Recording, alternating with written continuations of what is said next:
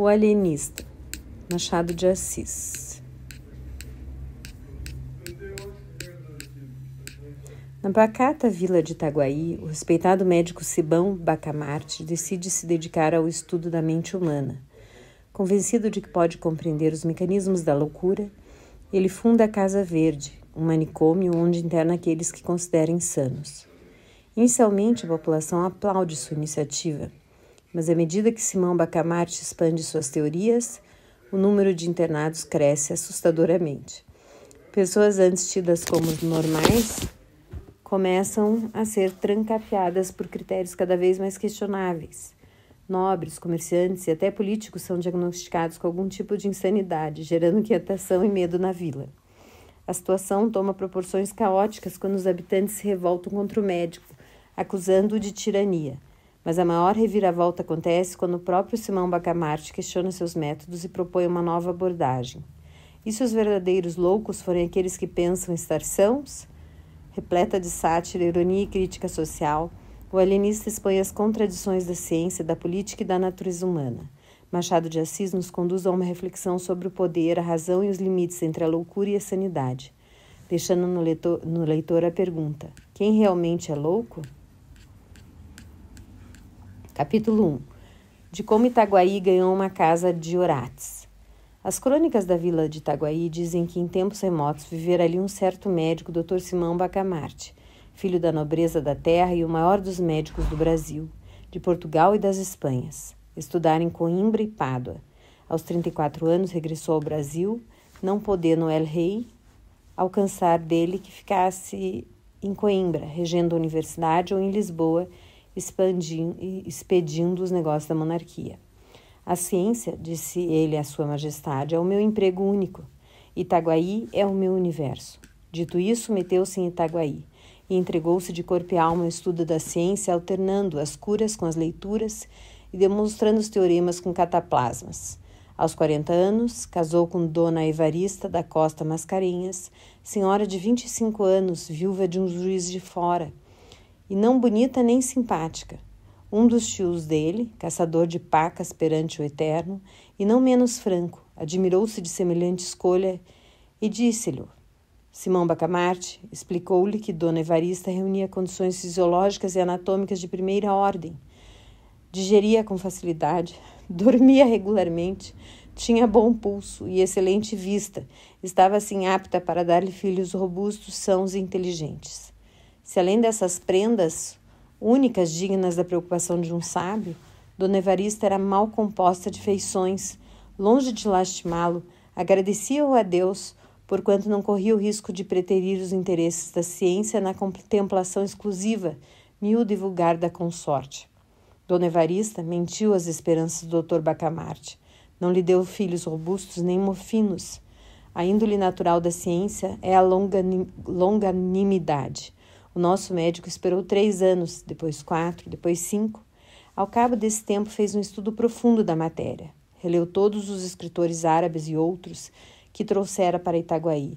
Enviou consultas às universidades italianas e alemãs e acabou por aconselhar à mulher um regime alimentício especial. A ilustre dama, nutrida exclusivamente com a bela carne de porco de Itaguaí, não atendeu às admoestações do esposo. E a sua resistência, explicável mas inqualificável, devemos à total extinção da dinastia dos Bacamartes. Mas a ciência tem um inefável dom de curar todas as mágoas. O nosso médico mergulhou inteiramente no estudo e na prática da medicina. Foi então que um dos recantos desta lhe chamou especialmente a atenção, o recanto psíquico, o exame da patologia cerebral. Não havia na colônia e ainda no reino uma só autoridade semelhante à matéria, mal explorada ou quase inexplorada. Simão Bacamarte compreendeu que a ciência lusitana e particularmente a brasileira podia cobrir-se de louros imarcessíveis, expressão usada por ele mesmo, imarcessíveis, mas em um arroubo de intimidade doméstica, exteriormente era modesto, segundo convém aos sabedores. A saúde da alma, bradou ele, é a ocupação mais digna do médico. Do verdadeiro médico, emendou Crispim Soares, boticário da vila e um dos seus amigos e comensais. A vereança de Itaguaí, entre outros pecados de que é arguida pelos cronistas, tinha o de não fazer caso dos dementes. Assim é que cada louco furioso era trancado em uma alcova, na própria casa, e não curado, mas descurado, até que a morte o vinha defraudar do benefício da vida. Os mansos andavam à solta pela rua. Simão Bacamarte entendeu desde logo reformar tão ruim costume. Pediu licença à Câmara para agasalhar e tratar no edifício que ia construir todos os loucos de Itaguaí e das demais vilas e cidades, mediante um estipêndio que a Câmara lhe daria quando a família do enfermo ou não pudesse fazer. A proposta excitou a curiosidade de toda a vila e encontrou grande resistência. Tão certo é que dificilmente se desraigam hábitos absurdos ou ainda maus. A ideia de meter os loucos na mesma casa, vivendo em comum, pareceu em si mesma sintoma de demência, e não faltou quem o insinuasse a própria mulher do médico. Olhe, dona Evarista, disse-lhe o padre Lopes, vigário do lugar, veja se seu marido dá um passeio ao Rio de Janeiro. Isso de estudar sempre, sempre não é bom, vira o juízo. Dona Evarista ficou aterrada. Foi ter com o marido, disse-lhe que estava com desejos, principalmente o de vir ao Rio de Janeiro e comer tudo o que a ele lhe parecesse adequado a certo fim. Mas aquele grande homem, com a rara sagacidade que o distinguia, penetrou a intenção da esposa e redarguiu-lhe, sorrindo que não tivesse medo. Dali foi à Câmara, onde os vereadores debatiam a proposta e defendeu-a com tanta eloquência que a maioria resolveu autorizá-lo ao que pedira, votando ao mesmo tempo no imposto destinado a subsidiar o tratamento, alojamento e mantimento dos doidos pobres. A matéria do imposto não foi fácil achá-la. Tudo estava tributado em Itaguaí. Depois de longos estudos, assentou-se em permitir o uso de 2 penachos nos cavalos dos enterros. Quem quisesse emplumar os cavalos de um coche mortuário pagaria 2 tostões à Câmara, repetindo-se tantas vezes esta quantia quantas fossem as horas decorridas entre a do falecimento e a da última bênção na sepultura. O escrivão perdeu-se nos cálculos aritméticos do rendimento possível da nova taxa, e um dos vereadores, que não acreditava na empresa do médico, pediu que se revelasse o escrivão de um trabalho inútil. Os cálculos não são precisos, disse ele, porque o Dr. Bacamarte não arranja nada. Quem é que viu agora meter todos os doidos dentro da mesma casa? Enganava-se o digno magistrado. O médico arranjou tudo. Uma vez empossado da licença, começou logo a construir a casa. Era na Rua Nova, a mais bela rua de Itaguaí naquele tempo. Tinha 50 janelas por lado, um pátio no centro e numerosos cubículos para os hóspedes. Como fosse grande arabista, achou no Corão de Maomé declara veneráveis os doidos pela consideração de que Alá lhes tira o juízo para que não pequem. A ideia pareceu-lhe bonita e profunda, e ele a fez gravar no frontispício da casa. Mas, como tinha medo ao vigário e por tabela ao bispo, atribuiu o pensamento a Benedito VIII, merecendo com essa fraude, aliás, pia, que o padre Lopes lhe contasse ao almoço a vida daquele pontífice eminente. A Casa Verde foi o nome dado ao asilo, por alusão à cor das janelas, que pela primeira vez apareciam verdes em Itaguaí. Inaugurou-se com imensa pompa de todas as vilas e povoações próximas, e até remotas, e da própria cidade do Rio de Janeiro. Correu gente para assistir às cerimônias que duraram 7 dias. Muitos dementes já estavam recolhidos e os parentes tiveram ocasião de ver o carinho paternal e a caridade cristã com que eles iam ser tratados.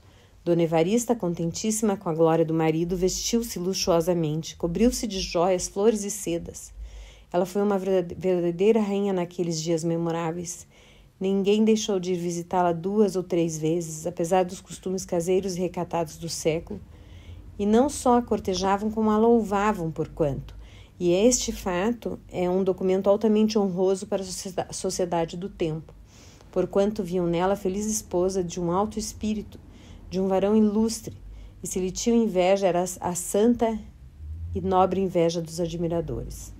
Ao cabo de 7 dias expiraram as festas públicas e Itaguaí tinha finalmente uma casa de orates.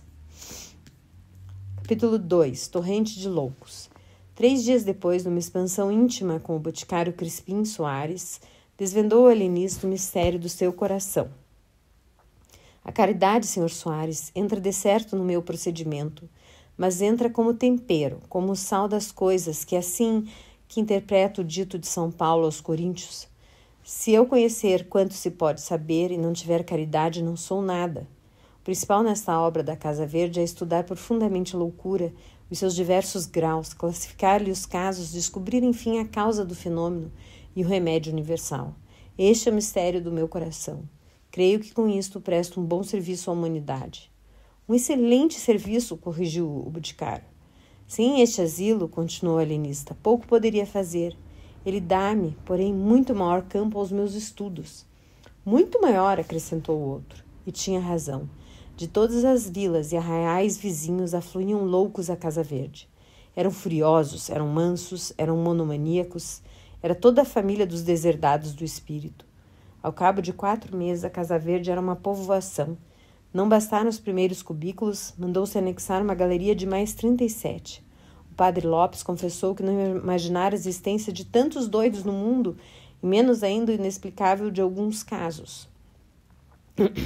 Por exemplo, um rapaz bronco e vilão, que todos os dias depois do almoço fazia regularmente um discurso acadêmico, ornado de tropos, de antíteses e apóstrofes, com seus recamos de grego e latim e suas borlas de Cícero, Apuleio e Tertuliano. O vigário não queria acabar de crer. Que? Um rapaz que ele vira 3 meses antes, jogando peteca na rua? Não digo que não, respondia-lhe o alienista, mas a verdade é que vossa reverendíssima está vendo. Isso é todos os dias. Quanto a mim, tornou o vigário, só se pode explicar pela confusão das línguas na Torre de Babel, segundo nos conta a Escritura. Provavelmente confundidas antigamente as línguas, é fácil trocá-las agora, desde que a razão não trabalhe. Essa pode ser, com efeito, a explicação divina do fenômeno, concordou o alienista, depois de refletir um instante. Mas não é impossível que haja também alguma razão humana e puramente científica, e disso trato. Vá que seja, e fico ansioso, realmente. Os loucos por amor eram 3 ou 4, mas só 2 espantavam pelo curioso do delírio. O primeiro, um falcão, rapaz de 25 anos, supunha-se estrela d'alva. Abria os braços e alargava as pernas para dar-lhe certa feição de raios, e ficava assim horas esquecidas a perguntar se o sol já tinha saído para ele recolher-se. O outro andava sempre à roda das salas ou do pátio, ao longo dos corredores, à procura do fim do mundo. Era um desgraçado a quem a mulher deixou por seguir um peralvilho. Mal descobrir a fuga, armou-se de uma garrucha e saiu-lhes no encalço.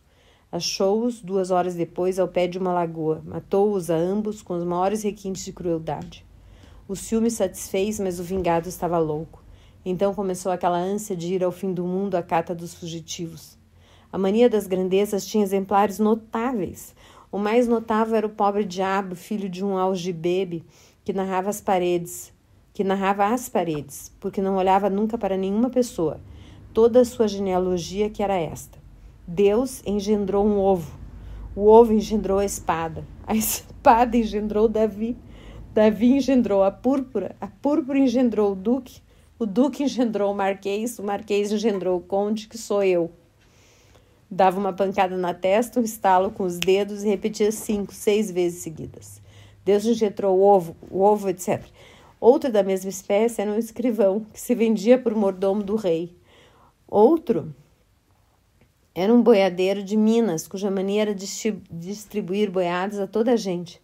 Dava 300 cabeças a um, 600 a outro, 1.200 a outro, e não acabava mais. Não falo dos casos de monomania religiosa, apenas estaria um sujeito que chamando-se João de Deus, dizia agora ser o Deus João, e prometia o reino dos céus a quem o adorasse, e as penas do inferno aos outros. E depois desse, o licenciado Garcia, que não dizia nada, porque imaginava que no dia em que chegasse a proferir uma só palavra, todas as estrelas se despegariam do céu e abrasariam a terra. Tal era o poder que recebera de Deus. Assim o escrevia ele no papel que o helenista lhe mandava dar, menos por caridade do que por interesse científico. Que, na verdade, a paciência do helenista era ainda mais extraordinária do que todas as manias hospedadas na Casa Verde. Nada menos que assombrosa. Simão Bacamarte começou por organizar um pessoal de administração. E, aceitando essa ideia, o Boticário e aceitando essa ideia ao boticário Crispim Soares, aceitou-lhe também 2 sobrinhos a quem incumbiu da execução de um regimento que lhes deu, aprovado pela Câmara, da distribuição da comida e da roupa, e assim também da escrita, etc. Era o melhor que podia fazer, para somente cuidar do seu ofício. Casa Verde, disse ele ao vigário, é agora uma espécie de mundo, em que há o governo temporal e o governo espiritual. E o padre Lopes ria deste pio trocado, e acrescentava, com o único fim de dizer, também uma chalaça, deixe estar, que hei de mandá-lo denunciar ao Papa. Uma vez desonerado da administração, o alienista procedeu a uma vasta classificação dos seus enfermos. Dividiu-os primeiramente em 2 classes principais, os furiosos e os mansos. Daí passou às subclasses, monomanias, delírios, alucinações diversas.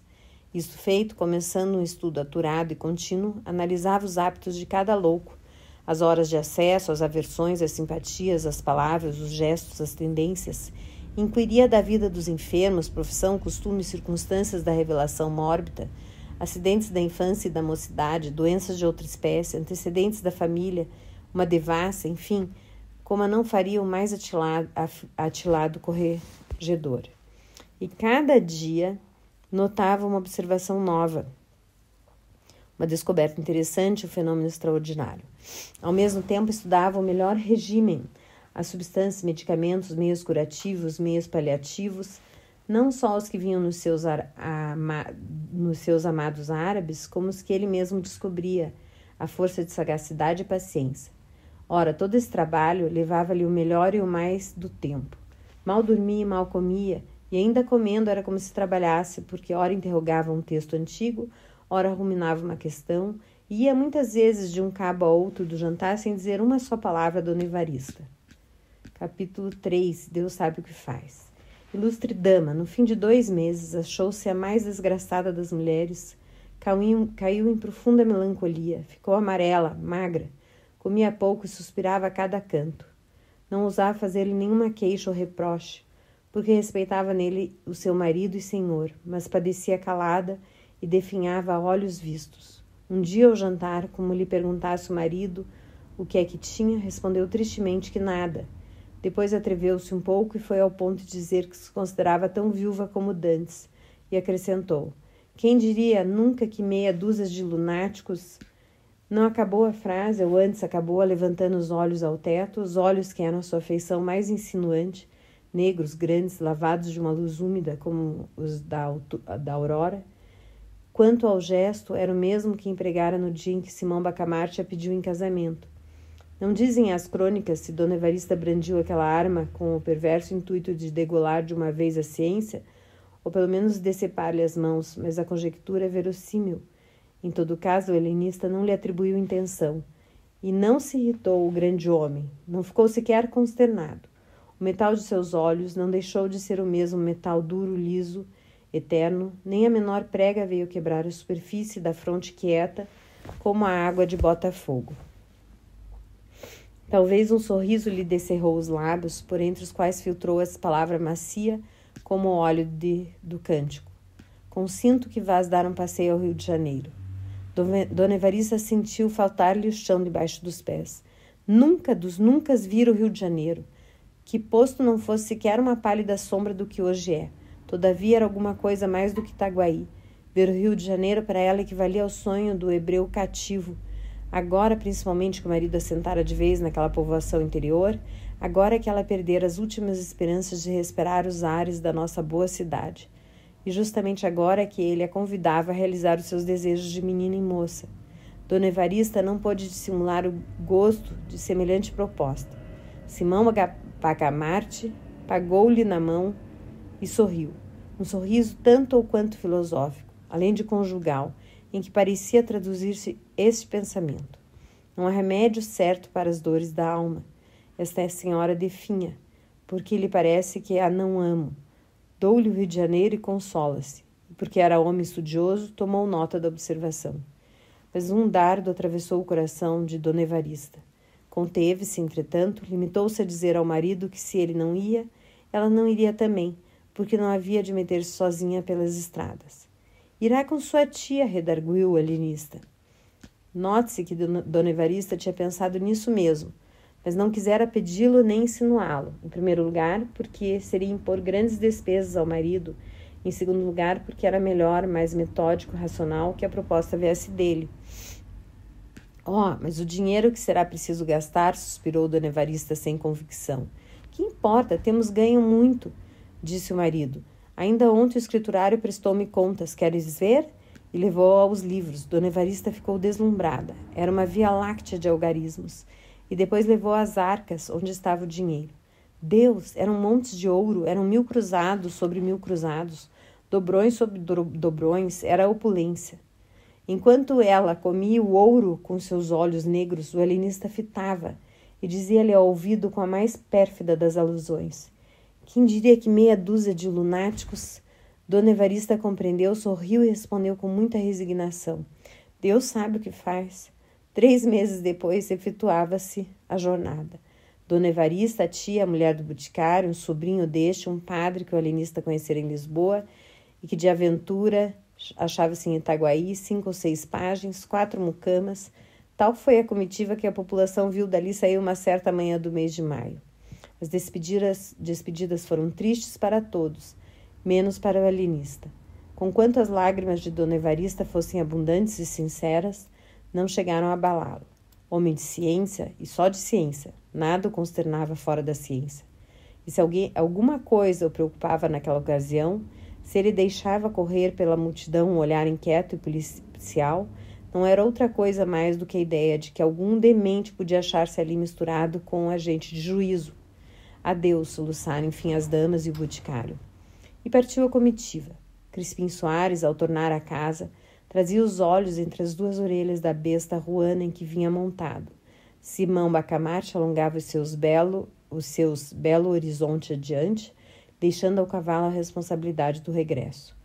Imagem vivaz do gênio e do vulgo, um fito presente com todas as suas lágrimas e saudades, outro devasso futuro com todas as suas auroras. Capítulo 4. Uma teoria nova. Ao passo que Dona Evarista em lágrimas vinha buscando o Rio de Janeiro, Simão Bacamarte estudava por todos os lados uma certa ideia arrojada e nova, própria a alargar as bases da psicologia. Todo o tempo que lhe sobrava dos cuidados da Casa Verde era pouco para andar na rua, ou de casa em casa, conversando com a gente sobre 30.000 assuntos, e virgulando as falas de um olhar que metia medo aos mais heróicos. Um dia, de manhã, eram passadas 3 semanas, estando Crispim Soares ocupado em temperar um medicamento, vieram dizer-lhe que o alienista o mandava chamar. Trata-se de negócio importante, segundo ele me disse, acrescentou o portador. Crispim empalideceu. Que negócio importante podia ser, se não alguma notícia da comitiva, especialmente da mulher? Porque este tópico deve ficar claramente definido, visto insistirem nele os cronistas. Crispim amava a mulher, e desde 30 anos nunca estiveram separados um só dia. Assim, se explicam os monólogos que ele fazia agora, e que os fâmulos lhe ouviam muita vez. Anda bem feito quem te mandou consentir na viagem de Cesárea? Bajulador, torpe bajulador. Só que adular ao Dr. Bacamarte.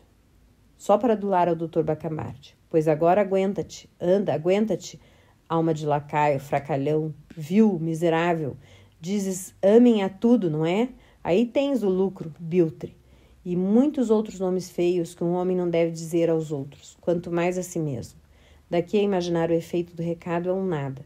Tão depressa ele o recebeu como abriu mão das drogas e voou à Casa Verde. Simão Bacamarte recebeu com a alegria própria de um sábio, uma alegria abotoada de circunspeção até o pescoço. Estou muito contente, disse ele. Notícias do nosso povo? Perguntou o boticário com a voz trêmula. O alienista fez um gesto magnífico e respondeu. Trata-se de coisa mais alta. Trata-se de uma experiência científica. Digo experiência porque não me atrevo a assegurar desde já a minha ideia. Nem a ciência é outra coisa, Sr. Soares, senão uma investigação constante. Trata-se, pois, de uma experiência, mas uma experiência que vai mudar a face da Terra. A loucura, objeto dos meus estudos, era até agora uma ilha perdida no oceano da razão.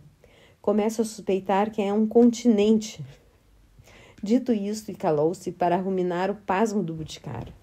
Depois explicou compridamente a sua ideia. No conceito dele, a insânia abrangia uma vasta superfície de cérebros e desenvolveu isto com grande cópia de raciocínios, de textos, de exemplos. Os exemplos achou-os na história em Itaguaí, mas como um raro espírito que era, reconheceu o perigo de citar todos os casos de Itaguaí e refugiou-se na história. Assim, apontou com especialidade alguns personagens célebres: Sócrates, que tinha um demônio familiar, Pascal, que viu o abismo à esquerda, Maomé, Caracalla, Domiciano, Calígula, etc. Uma enfiada de casos e pessoas em que de mistura vinham entidades odiosas e entidades ridículas. E porque o boticário se admirasse de uma tal promiscuidade, o alienista disse-lhe que era tudo a mesma coisa, e até acrescentou sentenciosamente: a ferocidade, Sr. Soares, é o grotesco a sério. Gracioso, muito gracioso, exclamou Crispim Soares, levantando as mãos ao céu. Quanto à ideia de ampliar o território da loucura, achou-a o boticário extravagante, mas a modéstia principal adorno de seu espírito não lhe sofreu confessar outra coisa além de um nobre entusiasmo. Declarou-a sublime e verdadeira e acrescentou que era caso de matraca. Essa expressão não tem equivalente no estilo moderno. Naquele tempo, Itaguaí, que como as demais vilas, arraiais e povoações da colônia não dispunha de imprensa, tinha dois modos de divulgar uma notícia: ou por meio de cartazes manuscritos e pregados na porta da Câmara e da Matriz, ou por meio de matraca. Eis que consistia este segundo uso. Contratava-se um homem por ou mais dias para andar às ruas do povoado com uma matraca na mão. De quando em quando tocava a matraca, reunia-se gente e ele anunciava o que lhe incumbiam: um remédio para as sezões, umas terras lavradias, um soneto, um donativo eclesiástico, a melhor tesoura da vila, o mais belo discurso do ano, etc. O sistema tinha inconvenientes para a paz pública, mas era conservado pela grande energia de divulgação que possuía.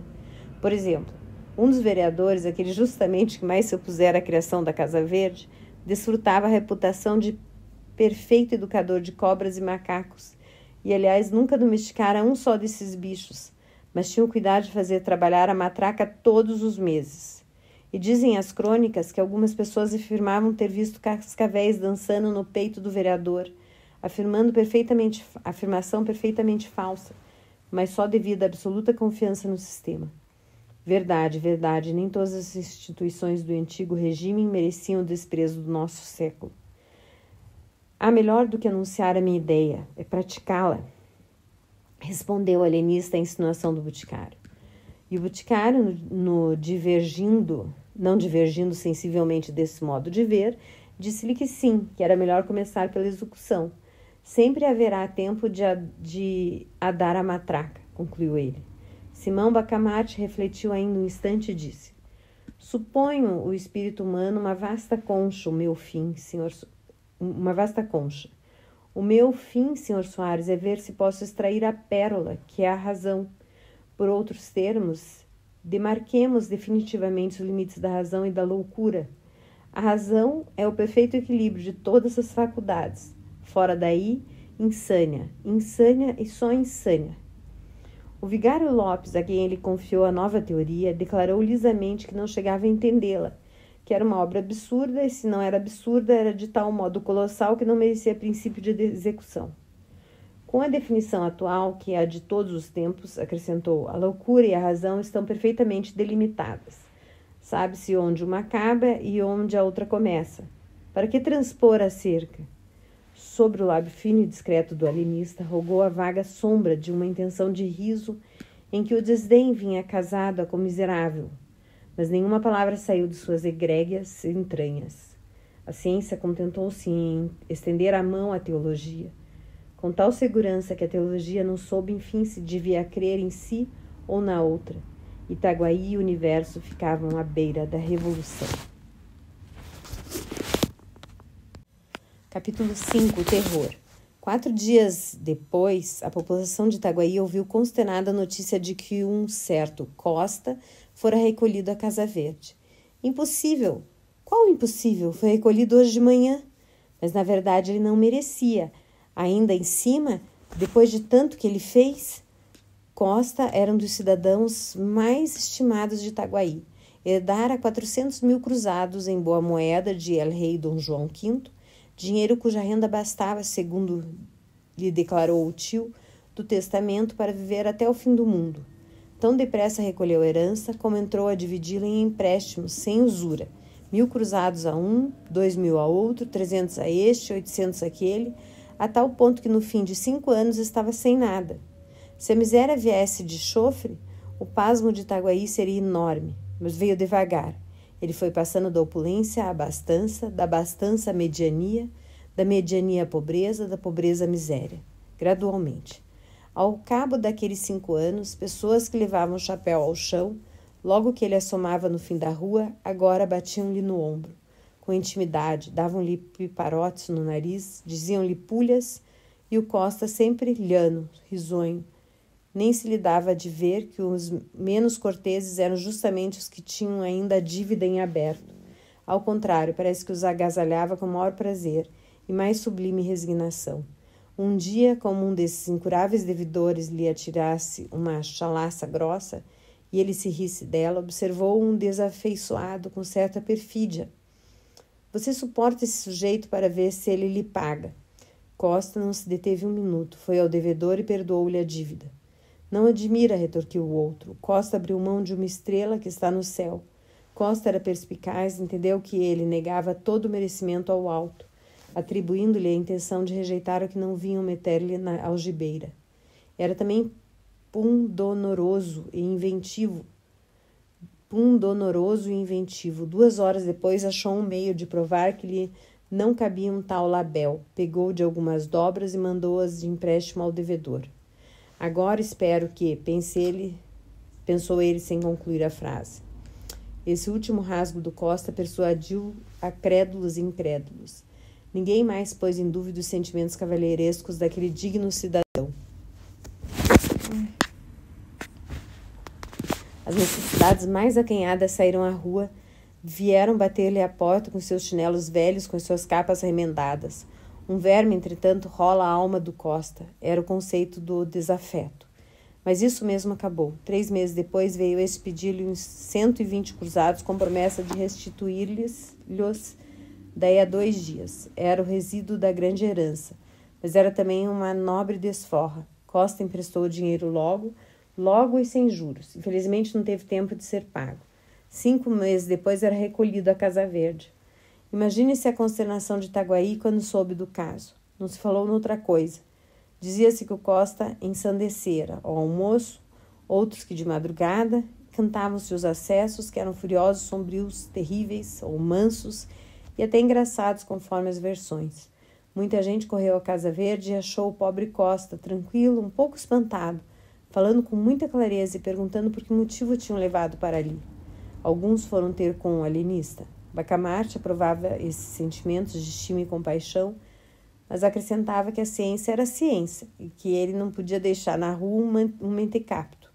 A última pessoa que intercedeu por ele, porque depois do que vou contar ninguém mais se atreveu a procurar o terrível médico, foi uma pobre senhora, prima do Costa. O alienista disse-lhe confidencialmente que esse digno homem não estava no perfeito equilíbrio das faculdades mentais, à vista do modo como dissipar os cabedais que... Isso não, interrompeu a boa senhora com energia. Se ele gastou tão depressa que o recebeu, a culpa não é dele. Não? Não, senhor. Eu lhe digo como o negócio se passou. O defunto, meu tio, não era mau homem, mas quando estava furioso era capaz de nem tirar o chapéu ao Santíssimo. Ora, um dia, pouco tempo antes de morrer, descobriu que um escravo lhe roubara um boi. Imagine como foi. A cara era um pimentão. Todo ele tremia. A boca escumava. Lembra-me como se fosse hoje. Então um homem feio, cabeludo, em mangas de camisa, chegou-se a ele e pediu água. Meu tio, Deus lhe fale na alma, respondeu que fosse beber ao rio ou ao inferno. O homem olhou para ele, abriu a mão em ar de ameaça e rogou esta praga. Todo o seu dinheiro não há de durar mais de 7 anos, e um dia, tão certo como isto ser o sino Salamão, e mostrou o sino Salamão impresso no braço. Foi isto, meu senhor, foi esta a praga daquele maldito. Bacamarte espetara na pobre senhora um par de olhos agudos como punhais. Quando ela acabou, estendeu-lhe a mão polidamente, como se o fizesse a própria esposa do vice-rei, e convidou a ir falar ao primo. A mísera, acredite-ou, ele levou à Casa Verde e encerrou-a na Galeria dos Alucinados. A notícia desta aleivosia do ilustre Bacamarte lançou o terror à alma da população. Ninguém queria acabar de crer que, sem motivo, sem inimizade, o alienista trancasse na Casa Verde uma senhora perfeitamente ajuizada, que não tinha outro crime senão o de interceder por um infeliz. Comentava-se o caso nas esquinas, nos barbeiros, edificou-se um romance, umas finezas namoradas que o alienista outrora dirigira a prima do Costa, a indignação do Costa e o desprezo da prima, e daí a vingança, era claro. Mas a austeridade do alienista, a vida de estudos que ele levava, pareciam desmentir uma tal hipótese. Histórias, tudo isso era naturalmente a capa do velhaco. E um dos mais crédulos chegou a murmurar que sabia de outras coisas. Não as dizia por não ter certeza plena, mas sabia que quase podia jurar. Você, que é íntimo dele, não nos podia dizer o que há, o que houve, que motivo? Crispim Soares derretia-se todo. Esse interrogar da gente inquieta e curiosa, dos amigos atônitos, era para ele uma consagração pública. Não havia duvidar, toda a povoação sabia, enfim, que o privado do alienista era ele, Crispim, o boticário, o colaborador do grande homem e das grandes coisas. Daí a corrida à botica. Tudo isso dizia o carão jucundo e o riso discreto do boticário, o riso e o silêncio, porque ele não respondia nada. 1, 2, 3 monossílabos, quando muito soltos, secos, encapados no fiel sorriso constante e miúdo, cheio de mistérios científicos que ele não podia, sem desdouro nem perigo, desvendar a nenhuma pessoa humana. A coisa, pensavam os mais desconfiados. Um desses limitou-se a pensá-lo, deu de ombros e foi embora. Tinha negócios pessoais. Acabava de construir uma casa suntuosa. Só a casa bastava para deter a chamar toda a gente. Mas havia mais. A mobília que ele mandara vir da Hungria e da Holanda, segundo contava, e que se podia ver do lado de fora porque as janelas viviam abertas, e o jardim que era uma obra-prima de arte e de gosto. Esse homem que enriquecera no fábrico de albardas tinha tido sempre o sonho de uma casa magnífica, jardim pomposo, mobília rara. Não deixou o negócio das albardas, mas repousava nele, na contemplação da casa nova, a primeira de Itaguaí, mais grandiosa do que a Casa Verde, mais nobre do que a Câmara. Entre a gente ilustre da povoação havia choro e ranger de dentes. Quando se pensava ou se falava ou se louvava a casa do albardeiro, um simples albardeiro, Deus do céu. Lá está ele, embasbacado, diziam os transeuntes de manhã. De manhã, com efeito, era costume do Mateus estatelar-se no meio do jardim, com os olhos na casa, namorado, durante uma longa hora, até que vinham chamá-lo para almoçar. Os vizinhos, embora o cumprimentassem com certo respeito, riam-se por trás dele que era um gosto. Um desses chegou a dizer que o Mateus seria muito mais econômico e estaria riquíssimo se fabricasse as albardas para si mesmo. Epigrama ininteligível, mas que fazia rir as bandeiras despregadas. Agora lá está o Mateus a ser contemplado, diziam à tarde. A razão deste outro dito era que de tarde, quando as famílias safam a passeio, jantavam cedo, usava o Mateus postar-se à janela bem no centro, vistoso, sobre um fundo escuro, trajado de branco, atitude senhoril, e assim ficava 2 ou 3 horas até que anoitecia de todo. Pôde crer-se que a intenção do Mateus era ser admirado e invejado, posto que ele não a confessasse a nenhuma pessoa, nem ao boticário, nem ao padre Lopes, seus grandes amigos. Entretanto, não foi outra alegação do boticário quando o alienista lhe disse que o albardeiro talvez padecesse do amor das pedras, mania que ele, Bacamarte, descobrira e estudava desde algum tempo. Aquilo de contemplar a casa... Não, senhor, acudiu vivamente Crispim Soares. Não? Há de perdoar-me, mas talvez não saiba que ele de manhã examina a obra, não a admira. De tarde são os outros que o admiram a ele e a obra. E contou o uso do albardeiro todas as tardes, desde cedo até o cair da noite. Uma volúpia científica alumiou os olhos de Simão Bacamarte. Ou ele não conhecia todos os costumes do albardeiro, ou nada mais quis, interrogando Crispim do que confirmar alguma notícia incerta ou suspeita vaga. A explicação satisfê-lo. Mas como tinha as alegrias próprias de um sábio, concentradas, nada viu o boticário que fizesse suspeitar uma intenção sinistra. Ao contrário, era de tarde e o alienista pediu-lhe o braço para irem a passeio. Deus, era a primeira vez que Simão Bacamarte dava ao seu privado tamanha honra. Crispim ficou trêmulo, atarantado, disse que sim, que estava pronto. Chegaram 2 ou 3 pessoas de fora. Crispim mandou-as mentalmente a todos os diabos. Não só atrasavam o passeio, como podia acontecer que Bacamarte elegesse alguma delas para acompanhá-lo e o dispensasse a ele. Que impaciência, que aflição! Enfim saíram. O alienista guiou para os lados da casa do albardeiro. Viu a janela, passou 5, 6 vezes por diante, devagar, parando, examinando as atitudes, expressão do rosto. O pobre Mateus apenas notou que era objeto da curiosidade ou admiração do primeiro. Voltou de Itaguaí, redobrou de expressão, deu outro relevo às atitudes. Triste, triste, não fez mais do que condenar-se. No dia seguinte, foi recolhido à Casa Verde. A Casa Verde é um cárcere privado, disse o médico sem clínica. Nunca uma opinião pegou e graçou tão rapidamente. Cárcere privado. Eis o que se repetia de norte a sul e de leste a oeste de Itaguaí. O medo é verdade, porque durante a semana que se seguiu à captura do pobre Mateus, 20 e tantas pessoas, 2 ou 3 de consideração, foram recolhidas à Casa Verde. O alienista dizia que só eram admitidos os casos patológicos, mas pouca gente lhe dava crédito. Sucediam-se as versões populares. Vingança, cobiça de dinheiro, castigo de Deus, monomania do próprio médico. Plano secreto do Rio de Janeiro com o fim de destruir em Itaguaí qualquer germe de prosperidade que viesse a brotar, arvorecer, florir com o desdouro e míngua daquela cidade. 1000 outras explicações que não explicam nada. Tal era o produto diário da imaginação pública. Nisto chegou do Rio de Janeiro a esposa do alienista, a tia, a mulher do Crispim Soares e toda a mais comitiva, quase toda, que algumas semanas antes partira de Itaguaí, o alienista foi recebê-la com o boticário, o padre Lopes, os vereadores e vários outros magistrados. O momento em que Dona Evarista pôs os olhos na pessoa do marido é considerado pelos cronistas do tempo como um dos mais sublimes da história moral dos homens. Isso pelo contraste das 2 naturezas, ambas extremas, ambas egrégias. Dona Evarista soltou um grito, balbuciou uma palavra e atirou-se ao consorte de um gesto que não se pode melhor definir do que comparando-o a uma mistura de onça e rola.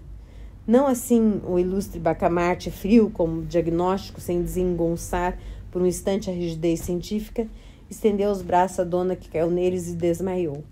Curto incidente. Ao cabo de 2 minutos, Dona Evarista recebia os cumprimentos dos amigos e o préstito punha-se em marcha. Dona Evarista era a esperança de Itaguaí. Contava-se com ela para minorar o flagelo da Casa Verde. Daí as aclamações públicas, a imensa gente que atulhava as ruas, as flâmulas, as flores e damascos às janelas, com o braço apoiado no do padre Lopes, porque o eminente confiara a mulher ao vigário e acompanhava-os a passo meditativo. Dona Evarista voltava a cabeça para um lado e outro, curiosa, inquieta, petulante. O vigário indagava do Rio de Janeiro, que ele não vira desde o vice-reinado anterior, e Dona Evarista respondia entusiasmada que era a coisa mais bela que podia ver no mundo. O passeio público estava acabado, um paraíso onde ela fora muitas vezes. E a Rua das Belas Noites, o chafariz das marrecas... o chafariz das marrecas. Eram mesmo marrecas, feitas de metal e despejando água pela boca fora. Uma coisa galantíssima. O vigário dizia que sim, que o Rio de Janeiro devia estar agora muito mais bonito. Se já o era no outro tempo, maior do que Itaguaí e demais sede do governo. Mas não se pode dizer que Itaguaí fosse feio. Tinha belas casas, a casa do Mateus, a Casa Verde. A propósito de Casa Verde, disse o padre Lopes, escorregando habilmente para o assunto da ocasião, a senhora vem achá-la muito cheia de gente. Sim, é verdade, lá está o Mateus. O albardeiro? O albardeiro, está o Costa, a prima do Costa, e fulano e cicrano, e tudo isso doido? O quase doido obtemperou o padre. Mas então, o vigário derreou os cantos da boca, a maneira de quem não sabe nada ou não quer dizer tudo, resposta vaga que não se pode repetir a outra pessoa por falta de texto. Dona Evarista achou realmente extraordinário que toda aquela gente ensandecesse. Um ou outro vá, mas todos, entretanto, custava-lhe duvidar. O marido era um sábio, não recolheria ninguém à Casa Verde sem prova evidente de loucura. Sem dúvida, ia pontuando o vigário. 3 horas depois, cerca de 50 convivas sentavam-se em volta da mesa de Simão Bacamarte. Era o jantar das boas-vindas. Dona Evarista foi o assunto obrigado dos brindes, discursos, versos de toda a casta, metáforas, amplificações, apólogos. Ela era a esposa do novo Hipócrates, a musa da ciência, anjo divina, aurora, caridade, vida, consolação. Trazia nos olhos 2 estrelas, segundo a versão modesta de Crispim Soares, e 2 sóis no conceito de um vereador. O alienista ouvia essas coisas um tanto enfastiado, mas sem visível impaciência. Quando muito dizia ao ouvido da mulher que a retórica permitia tais arrojos sem significação. Dona Evarista fazia esforços para aderir a esta opinião do marido, mas ainda descontando 3 cartas, partes das louvaminhas, ficava muito com que enfunar-lhe a alma. Um dos oradores, por exemplo, Martim Brito, rapaz de 25 anos, pinta alegrete, acabado, curtido de namoros e aventuras, declamou um discurso em que o nascimento de Dona Evarista era explicado pelo mais singular dos reptos. Deus, disse ele, depois de dar o universo ao homem e à mulher, esse diamante e essa pérola da coroa divina, e o orador arrastava triunfalmente esta frase de uma ponta a outra da mesa, Deus quis vencer a Deus e criou Dona Evarista. Dona Evarista baixou os olhos com exemplar modéstia. 2 senhoras, achando a cortesanice excessiva e audaciosa, interrogaram os olhos do dono da casa. E, na verdade, o gesto do alienista pareceu-lhe nublado de suspeitas, de ameaças e provavelmente de sangue. O atrevimento foi grande, pensaram as 2 damas. E uma e outra pediam a Deus que removesse qualquer episódio trágico ou que o adiasse pelo menos para o dia seguinte. Sim, que o adiasse. Uma delas, a mais piedosa, chegou a admitir consigo mesma que Dona Evarista não merecia nenhuma desconfiança. Tão longe estava de ser atraente ou bonita. Uma simples água morna. Verdade é que se todos os gostos fossem iguais, o que seria do amarelo? Essa ideia fê-la tremer noutra vez. Embora menos porque o alienista sorria agora para o Martim Brito. Levantados todos, foi ter com ele e falou-lhe do discurso. Não lhe negou que era um improviso brilhante, cheio de rasgos magníficos? Seria dele mesma a ideia relativa ao nascimento de Dona Evarista ou tê-la ia encontrado em algum autor que... Não, senhor, era dele mesmo. Show naquela ocasião e pareceu-lhe adequada a um arroubo oratório. De resto, suas ideias eram antes arrojadas do que temas ou jocosas. Dava para o épico. Uma vez, por exemplo, compôs uma ode à queda do Marquês de Pombal, em que dizia que esse ministério era o dragão aspérrimo do nada, esmagado pelas garras vingadoras do todo, e assim outras mais ou menos fora do comum. Gostava das ideias sublimes e raras, das imagens grandes e nobres. Pobre moço, pensou a alienista e continuou consigo. Trata-se de um caso de lesão cerebral. Fenômeno sem gravidade, mas digno de estudo. Dona Evarista ficou estupefada quando soube, 3 dias depois, que o Martim Brito fora alojado na Casa Verde. O moço que tinha ideias tão bonitas. As 2 senhoras atribuíram o ato a ciúmes do alienista. Não podia ser outra coisa. Realmente a declaração do moço fora audaciosa demais. Ciúmes, mas como explicar que logo em seguida fosse recolhido José Borges do Couto Leme, pessoa estimável, o Chico das Cambraias, folgazão emérito, o escrivão Fabrício e ainda outros? O terror acentuou-se. Não se sabia já quem estava são, nem quem estava doido. As mulheres, quando os maridos safam, mandavam acender uma lamparina Nossa Senhora. E nem todos os maridos eram valorosos, alguns não andavam fora sem 1 ou 2 capangas. Positivamente o terror. Quem podia, emigrava. Um desses fugitivos chegou a ser preso a 200 passos da vila. Era um rapaz de 30 anos, amável, conversado, polido, tão polido que não cumprimentava alguém se levar o chapéu ao chão. Na rua, acontecia-lhe correr uma distância de 10 a 20 braços para ir apertar a mão a um homem grave, a uma senhora, às vezes a um menino, como acontecer ao filho do Juiz de Fora. Tinha a vocação das cortesias. De resto, devia as boas relações da sociedade. Não são os dotes pessoais, que eram raros, como a nobre tenacidade, que nunca desanimava diante de uma, duas, 4, 6 recusas, caras feias, etc. O que acontecia era que, uma vez entrando numa casa, não a deixava mais. Nem os da casa o deixavam a ele. Tão gracioso era Gil Bernardes. Pois o Gil Bernardes, apesar de se saber estimado, teve medo quando lhe disseram um dia que o helenista o trazia de olho. Na madrugada seguinte fugiu da vila, mas foi logo apanhado e conduzido à Casa Verde. Devemos acabar com isso. Não pode continuar. Abaixo a tirania, déspota, violento, Golias. Não eram gritos na rua, eram suspiros em casa. Mas não tardava a hora dos gritos. O terror crescia, avizinhava-se a rebelião. A ideia de uma petição ao governo para que Simão Bacamarte fosse capturado e deportado andou por algumas cabeças antes que o barbeiro Porfírio a expendesse na loja com grandes gestos de indignação. Note-se, e essa é uma das laudas mais puras dessa sombria história, note-se que o Porfírio, desde que a Casa Verde começara a povoar-se tão extraordinariamente, viu crescer-lhe os lucros pela aplicação assídua de sanguessugas que dali lhe pediam. Mas o interesse particular, dizia ele, deve ceder ao interesse público. E acrescentava, é preciso derrubar o tirano.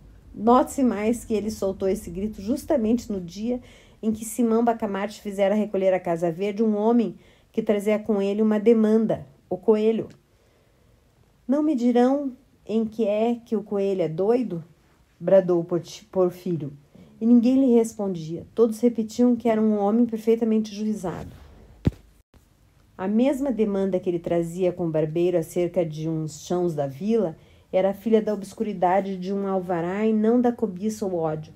Um excelente caráter, o coelho. Os únicos desafeiçoados que tinha eram alguns sujeitos que, dizendo-se taciturnos ou alegando andar com pressa, mal ouviam de longe, dobravam as esquinas, entravam nas lojas, etc. Na verdade, ele amava a boa palestra, a palestra comprida.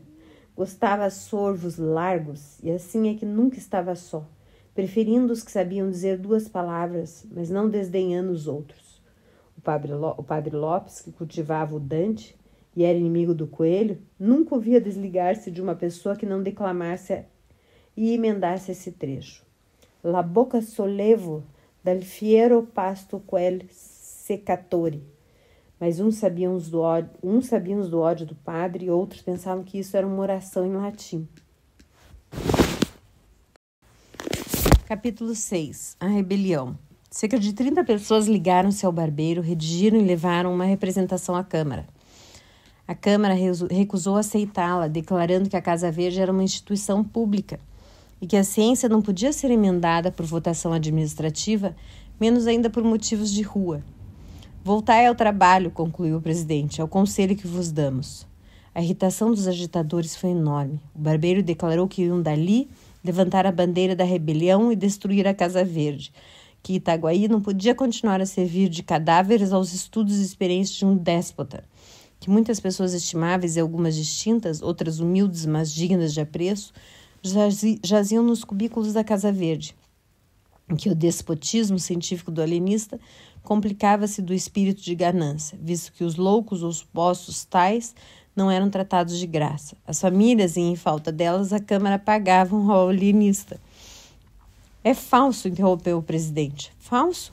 Há cerca de 2 semanas recebemos um ofício do ilustre médico em que nos declara que, tratando de fazer experiências de alto valor psicológico, desiste do estipêndio voltado pela Câmara, bem como nada receberá das famílias dos enfermos.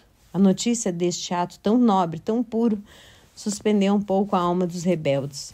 Seguramente o alienista podia estar em erro, mas nenhum interesse alheio à ciência o instigava. E para demonstrar o erro, era preciso alguma coisa mais do que arruaças e clamores.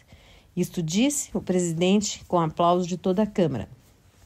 O barbeiro, depois de alguns instantes de concentração, declarou que estava investido de um mandato público e não restituiria a paz a Itaguaí antes de ver por terra a casa. A Casa Verde, essa bastilha da razão humana, expressão que ouvira a um poeta local e que ele repetiu com muita ênfase. Disse a um sinal, todos saíram com ele. Imagine-se a situação dos vereadores. Urgia obstar ao ajuntamento, à rebelião, à luta, ao sangue, para acrescentar ao mal um dos vereadores que apoiaram o presidente, ouvindo agora a denominação dada pelo barbeiro à Casa Verde, Bastilha da Razão Humana, achou-a tão elegante que mudou de parecer. Disse que entendia de bom aviso decretar alguma medida que reduzisse a Casa Verde. E porque o presidente indignado manifestasse em termos enérgicos o seu pasmo, o vereador fez esta reflexão. Nada tem o que ver com a ciência, mas se tantos homens em quem supomos são reclusos por dementes, quem nos afirma que o alienado não é o alienista? Sebastião Freitas, o vereador dissidente, tinha o dom da palavra e falou ainda por algum tempo com prudência, mas com firmeza. Os colegas estavam atônitos. O presidente pediu-lhe que ao menos desse o exemplo da ordem e do respeito à lei e não aventasse as suas ideias na rua para não dar corpo e alma à rebelião, que era por ora um turbilhão de átomos dispersos. Esta figura corrigiu um pouco o efeito da outra. Sebastião Freitas prometeu suspender qualquer ação, reservando-se o direito de pedir pelos meios legais a redução da Casa Verde. E repetia consigo o namorado, Bastilha da Razão Humana. Entretanto, a arruaça crescia. Já não eram 30, mas 300 pessoas que acompanhavam o barbeiro, cuja alcunha familiar deve ser mencionada porque ela deu o nome à revolta. Chamavam-lhe o Canjica, e o movimento ficou célebre com o nome de Revolta dos Canjicas. A ação podia ser restrita, visto que muita gente, ou por medo ou por hábitos de educação, não descia à rua, mas o sentimento era unânime, ou quase unânime. E os 300 que caminhavam para a Casa Verde, dada a diferença de Paris a Itaguaí, podiam ser comparados aos que tomaram a Bastilha. Dona Evarista teve notícia da rebelião antes que ela chegasse. Veio dar-lhe uma de suas crias. Ela provava, nessa ocasião, um vestido de seda, um dos 37 que trouxera do Rio de Janeiro, e não quis crer. Há de ser alguma patuscada, dizia ela, mudando a posição de um alfinete. Benedita, vê se a barra está boa. Está, sinhá, respondia a mucama de cócoras no chão. Está boa. Sinhá, vira um bocadinho? Assim está muito boa. Não é patuscada, não, senhora. Eles estão gritando. Morro, doutor Bacamarte, o tirano, dizia o moleque assustado. Cala a boca, tolo. Benedita, olha aí do lado esquerdo. Não parece que a costura está um pouco enviesada? A risca azul não segue até abaixo. Está muito feia assim. É preciso descoser para ficar igualzinha. Morro, doutor Bacamarte, morro, tirano. E vavam fora 300 vozes. Era a rebelião que desembocava na Rua Nova. Dona Evarista ficou sem pinga de sangue. No primeiro instante não deu um passo, não fez um gesto, o terror petrificou-a. A mucama correu instintivamente para a porta do fundo. Quanto ao moleque a quem Dona Evarista não dera crédito, teve um instante de triunfo súbito, imperceptível, entrando de satisfação moral, ao ver que a realidade vinha jurar por ele. Morra o alienista! Bradavam as vozes mais perto. Dona Evarista, se não resistia facilmente às comoções de prazer, sabia entestar com os momentos de perigo. Não desmaiou. Correu à sala interior, onde o marido estudava. Quando ali entrou, precipitado, o ilustre médico escrutava um texto de Averroes. Os olhos deles, empanados pela cogitação, subiam do livro ao reto e baixavam do reto ao livro. Cegos para a realidade exterior, videntes para os profundos trabalhos mentais. Dona Evarista chamou pelo marido 2 vezes, sem que ele desse atenção. A terceira ouviu e perguntou-lhe o que tinha, se estava doente. Você não ouve os gritos? Perguntou a digna esposa em lágrimas. O alienista atendeu, então. Os gritos aproximavam-se, terríveis, ameaçadores. Ele compreendeu tudo. Levantou-se da cadeira de espaldar em que estava sentado, fechou o livro e, a passo firme e tranquilo, foi depositá-lo na estante. Como a introdução do volume desconcertasse um pouco a linha dos 2 tomos contíguos, Simão Bacamarte cuidou de corrigir esse defeito mínimo e, aliás, interessante. Depois disse à mulher que se recolhesse, que não fizesse nada. Não, implorava a digna senhora. Quero morrer ao lado de você. Simão Bacamarte teimou que não era caso de morte, e ainda que o fosse, intimava-lhe em nome da vida que ficasse. A infeliz dama curvou a cabeça, obediente e chorosa. Abaixo a Casa Verde, bradavam os canjicas. O alienista caminhou para a varanda da frente, chegou ali no momento em que a rebelião também chegava e parava, Defronte, com as suas 300 cabeças rutilantes de civismo e sombrias de desespero. Morra, morra! Bradaram de todos os lados. Apenas o vulto do alienista assomou na varanda. Simão Bacamarte fez um sinal pedindo para falar. Os revoltosos cobriram-lhe a voz com brados de indignação. Então o barbeiro, agitando o chapéu, a fim de impor silêncio à turba, conseguiu aquietar os amigos e declarou ao alienista que podia falar, mas acrescentou que não abusasse da paciência do povo como fizera até então. Não, direi pouco, ou até não direi nada, se for preciso. Desejo saber primeiro o que pedis. Não pedimos nada, replicou fremente o barbeiro. Ordenamos que a Casa Verde seja demolida ou pelo menos despojada dos infelizes que lá estão. Não entendo. Entendeis bem, tirano. Queremos dar liberdade às vítimas do vosso ódio, capricho, ganância. O alienista sorriu, mas o sorriso desse grande homem não era coisa visível aos olhos da multidão. Era uma contração leve de 2 ou 3 músculos, nada mais. Sorriu e respondeu. Meus senhores, a ciência é coisa séria e merece ser tratada com seriedade. Não dou razão dos meus atos de alienista a ninguém, salvo aos mestres e a Deus. Se quereis emendar a administração da Casa Verde, estou pronto a ouvir-vos. Mas se exigis que me negue a mim mesmo, não ganhareis nada. Poderia convidar alguns de vós, em comissão dos outros, a vir ver comigo os loucos reclusos, mas não o faço, porque seria dar-vos razão do meu sistema, o que não farei a leigos nem a rebeldes. Disse isso o alienista e a multidão ficou atônita. Era claro que não esperava tanta energia e menos ainda tamanha serenidade. Mas o assombro cresceu de ponto quando o alienista, cortejando a multidão com muita gravidade, deu-lhes as costas e retirou-se lentamente para dentro. O barbeiro tornou logo a si e, agitando o chapéu, convidou os amigos à demolição da Casa Verde. Poucas vozes e frouxas lhe responderam. Foi nesse momento decisivo que o barbeiro sentiu despontar em si a ambição do governo. Pareceu-lhe então que, demolindo a Casa Verde, derrocando a influência do alienista, chegaria a apoderar-se da Câmara, dominar as demais autoridades e constituir-se senhor de Itaguaí. Desde alguns anos que ele forcejava por ver o seu nome incluído nos pelouros para o sorteio dos vereadores, mas era recusado por não ter uma posição compatível com tão grande cargo. A ocasião era agora ou nunca. Demais fora tão longe na arruaça que a derrota seria a prisão ou talvez a forca ou o degredo. Infelizmente, a resposta do alienista diminuíra o furor dos sequazes. O barbeiro, logo que o percebeu, sentiu um impulso de indignação e quis bradar-lhes: canalhas, covardes! Mas conteve-se e rompeu deste modo. Meus amigos, lutemos até o fim. A salvação de Itaguaí está em nós, nas vossas mãos dignas e heróicas. Destruamos o cárcere de vossos filhos e pais, de vossas mães e irmãs, de vossos parentes e amigos, e de vós mesmos, ou morrereis a pão e água, talvez a chicote na masmorra daquele indigno.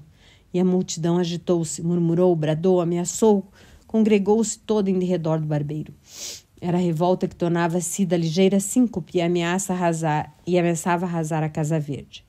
Vamos, bradou Porfírio, agitando o chapéu. Vamos, repetiram todos. Deteve-os um incidente. Era um corpo de dragões que, a marcha entrava na Rua Nova. Capítulo 7. O inesperado. Chegados os dragões em frente aos canjicas, houve um instante de estupefação. Os canjicas não queriam crer que a força pública fosse mandada contra eles. Mas o barbeiro compreendeu tudo e esperou. Os dragões pararam, o capitão intimou à multidão que se dispersasse, mas conquanto uma parte dela estivesse inclinada a isso, a outra parte apoiou fortemente o barbeiro, cuja resposta consistiu nesses termos alevantados. Não nos dispersaremos. Se quereis os nossos cadáveres, podeis tomá-los. Mas só os cadáveres, não levareis a nossa honra, o nosso crédito, os nossos direitos e com eles a salvação de Itaguaí. Nada mais imprudente do que essa resposta do barbeiro e nada mais natural. Era a vertigem das grandes crises. Talvez fosse também um excesso de confiança na abstenção das armas por parte dos dragões, confiança que o capitão dissipou logo, mandando carregar sobre os canjicas. O momento foi indescritível. A multidão urrou furiosa, alguns trepando as janelas das casas ou correndo pela rua fora. Conseguiram escapar, mas a maioria ficou bufando de cólera, indignada, animada pela exortação do barbeiro. A derrota dos canjicas estava iminente, quando 1/3 dos dragões, qualquer que fosse o motivo, as crônicas não o declararam, passou subitamente para o lado da rebelião. Este inesperado reforço deu alma aos canjicas, ao mesmo tempo que lançou o desânimo às fileiras da legalidade. Os soldados fiéis não tiveram coragem de atacar os próprios camaradas, e um a um foram passando para eles, de modo que ao cabo de alguns minutos o aspecto das coisas era totalmente outro. O capitão estava de um lado, com alguma gente contra uma massa compacta que o ameaçava de morte. Não teve remédio, declarou-se vencido e entregou a espada ao barbeiro. A revolução triunfante não perdeu um só minuto, recolheu os feridos às casas próximas e guiou para a câmara povo e tropa fraternizavam, davam vivas, e ao rei, ao vice-rei, a Itaguaí, ao ilustre Porfírio, este aí na frente, empunhando tão destramente a espada, como se ela fosse apenas uma navalha, um pouco mais comprida. A vitória cingia-lhe a fonte de um nimbo misterioso. A dignidade de governo começava a eurijar-lhes os quadris.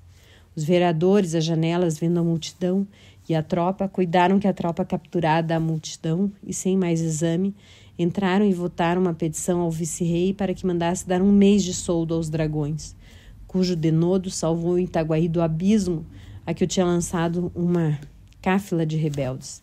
Esta frase foi proposta por Sebastião Freitas, o vereador dissidente cuja defesa dos canjicas tanto escandalizara os colegas. Mas bem depressa a ilusão se desfez. Os vivas ao barbeiro, os morras aos vereadores e ao alienista vieram dar-lhe a notícia da triste realidade. O presidente não desanimou. Qualquer que seja a nossa sorte, disse ele, lembremos-nos que estamos ao serviço de Sua Majestade e do povo. Sebastião insinuou que melhor se poderia servir a coroa e a vila saindo pelos fundos e indo conferenciar com o juiz de fora, mas toda a Câmara rejeitou esse alvitre. Daí a nada o barbeiro, acompanhado de alguns de seus tenentes, entrava na sala da vereança e intimava a Câmara a sua queda. A Câmara não resistiu, entregou-se e foi dali para a cadeia. Então os amigos do barbeiro propuseram-lhe que assumisse o governo da vila em nome da Sua Majestade. Porfírio aceitou o encargo, embora não desconhecesse, acrescentou os espinhos que trazia. Disse, mas que não podia dispensar o concurso dos amigos presentes, ao que eles prontamente anuíram. O barbeiro veio à janela e comunicou ao povo essas resoluções, que o povo ratificou, aclamando o barbeiro. Este tomou a denominação de protetor da vila em nome de Sua Majestade e do povo.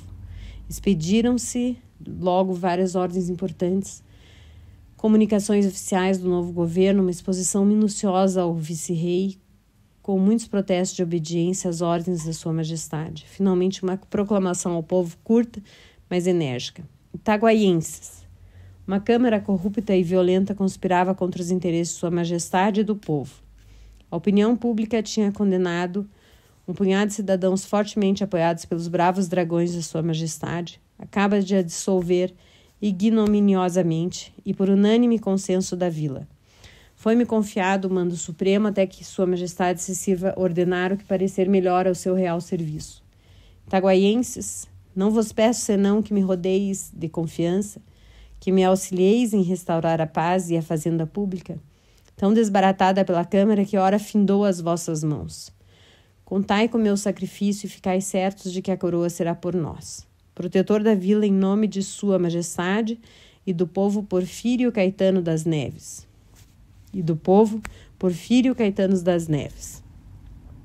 Toda a gente advertiu no absoluto silêncio dessa proclamação acerca da Casa Verde, e segundo uns, não podia haver mais vivo indício dos projetos tenebrosos do barbeiro. O perigo era tanto maior quanto que no meio mesmo desses graves sucessos, o alienista metera na Casa Verde umas 7 ou 8 pessoas, entre elas 2 senhoras e sendo um dos homens aparentado com o protetor. Não era um rapto, um ato intencional, mas todos o interpretaram dessa maneira, e a vila respirou com a esperança de que o alienista, dentro de 24 horas, estaria a ferros e destruído o terrível cárcere. O dia acabou alegremente, enquanto o arauto da matraca ia recitando de esquina em esquina a proclamação. O povo espalhava-se nas ruas e jurava morrer em defesa do ilustre Porfírio, poucos gritos contra a Casa Verde. prova de confiança na ação do governo. O barbeiro fez expedir um ato declarando feriado aquele dia. E entabulou negociações com o vigário para que a celebração de um Te-Deum, tão conveniente era aos olhos dele a conjunção do poder temporal com o espiritual, mas o padre Lopes recusou abertamente o seu concurso. Em todo caso, vossa reverendíssima não se alistará entre os inimigos do governo? Disse-lhe o barbeiro, dando à fisionomia um aspecto tenebroso. Ao que o padre Lopes respondeu sem responder. Como alistar-me se o novo governo não tem inimigos? O barbeiro sorriu, era a pura verdade. Salvo o capitão, os vereadores e os principais da vila, toda a gente o aclamava. Os mesmos principais, se não aclamavam, não tinham saído contra ele. Nenhum dos almotacés deixou de vir receber as suas ordens. No geral, as famílias abençoavam o nome daquele que, enfim, libertara Itaguaí da Casa Verde e do terrível Simão Bacamarte. Capítulo 8. As angústias do Boticário. 24 horas depois dos sucessos narrados do capítulo anterior, o barbeiro saiu do palácio do governo e foi a denominação dada à Casa da Câmara. Com 2 ajudantes de ordens, dirigiu-se à residência de Simão Bacamarte. Não ignorava ele que era mais decoroso ao governo mandá-lo chamar. O receio, porém, de que o alienista não obedecesse, obrigou-o a parecer tolerante e moderado. Não descreva o terror do boticário ao ouvir dizer que o barbeiro ia à casa do alienista. Vai prendê-lo, pensou ele. E redobraram-lhe as angústias. Com efeito, a tortura moral do boticário naqueles dias de revolução excede a toda a descrição possível. Nunca um homem se achou em mais apertado lance. A privança do alienista chamava-o ao lado deste. A vitória do barbeiro atraía-o ao barbeiro. Já a simples notícia da sublevação tinha-lhe sacudido fortemente a alma, porque ele sabia a unanimidade do ódio ao alienista. Mas a vitória final foi também o golpe final. A esposa, a senhora Máscula, amiga particular de Dona Evarista, dizia que o lugar dele era ao lado de Simão Bacamarte. Ao passo que o coração lhe bradava que não, que a causa do alienista estava perdida, que ninguém, por ato próprio, se amarrara a um cadáver. Fê-lo catão, é verdade, sed victa catone, pensava ele, relembrando algumas palestras habituais do padre Lopes. Mas Catão não se atou a uma causa vencida. Ele era a própria causa vencida. A causa da República. O seu ato, portanto, foi de egoísta, de um miserável egoísta. Minha situação é outra. Insistindo, porém, a mulher não achou Crispim Soares outra saída em tal crise senão adoecer. Declarou-se doente e meteu-se na cama. Lá vai o Porfírio à casa de Dr. Bacamarte, disse-lhe a mulher no dia seguinte. À cabeceira da cama. Vai acompanhado de gente. Vai prendê-lo, pensou o boticário. Uma ideia traz outra. O boticário imaginou que, uma vez preso, o alienista viriam também buscá-lo a ele na qualidade de cúmplice. Essa ideia foi o melhor dos vesicatórios. Crispim Soares ergueu-se, disse que estava bom, que ia sair, e, apesar de todos os esforços e protestos da consorte, vestiu-se e saiu. Os velhos cronistas são unânimes em dizer que a certeza de que o marido ia colocar-se nobremente ao lado do alienista consolou grandemente a esposa do boticário. E notam com muita perspicácia o imenso poder moral de uma ilusão, porquanto o boticário caminhou resolutamente ao palácio do governo e não à casa do alienista. Ali chegando, mostrou-se admirado de não ver o barbeiro, a quem iam apresentar os seus protestos de adesão, não tendo feito desde a véspera por enfermo, e tossia com algum custo. Os altos funcionários que lhe ouviam essa declaração, sabedores da intimidade do boticário com o alienista, compreenderam toda a importância da adesão. Da adesão nova, e trataram a Crispim Soares com apurado carinho. Afirmaram-lhe que o barbeiro não tardava. Sua senhoria tinha ido à Casa Verde, a negócio importante, mas não tardava. Deram-lhe cadeira, refrescos, elogios. Disseram-lhe que a causa do ilustre Porfírio era a de todos os patriotas, ao que o boticário ia repetindo que sim, que nunca pensara outra coisa, que isso mesmo mandaria declarar a sua majestade. Capítulo 9. 2 lindos casos. Não se demorou o alienista em receber o barbeiro, declarou-lhe que não tinha meios de resistir e, portanto, estava prestes a obedecer. Só uma coisa pedia, é que o não o constrangesse a assistir pessoalmente à destruição da Casa Verde. Engana-se, Vossa Senhoria, disse o barbeiro depois de alguma pausa. Engana-se em atribuir ao governo intenções vandálicas. Com razão ou sem ela, a opinião crê que a maior parte dos doidos ali metidos estão em seu perfeito juízo, Mas o governo reconhece que a questão é puramente científica e não cogita em resolver com posturas as questões científicas. Demais, a Casa Verde é uma instituição pública, tal aceitamos das mãos da Câmara dissolvida. Há, entretanto, por força, que há de haver um alvitre intermédio que restitua o sossego do espírito público. O alienista mal podia dissimular o assombro. Confessou que esperava outra coisa, arrasamento do hospício, a prisão dele, o desterro, tudo menos. O pasmo de Vossa Senhoria, talhou gravemente o barbeiro, vem de não atender à grave responsabilidade do governo. O povo tomar de uma cega piedade que lhe dá, em tal caso, legítima indignação.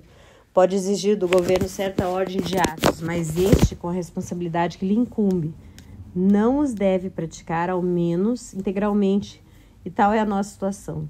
A generosa revolução que ontem derrubou uma Câmara vilipendiada e corrupta pediu em altos brados o arrasamento da Casa Verde.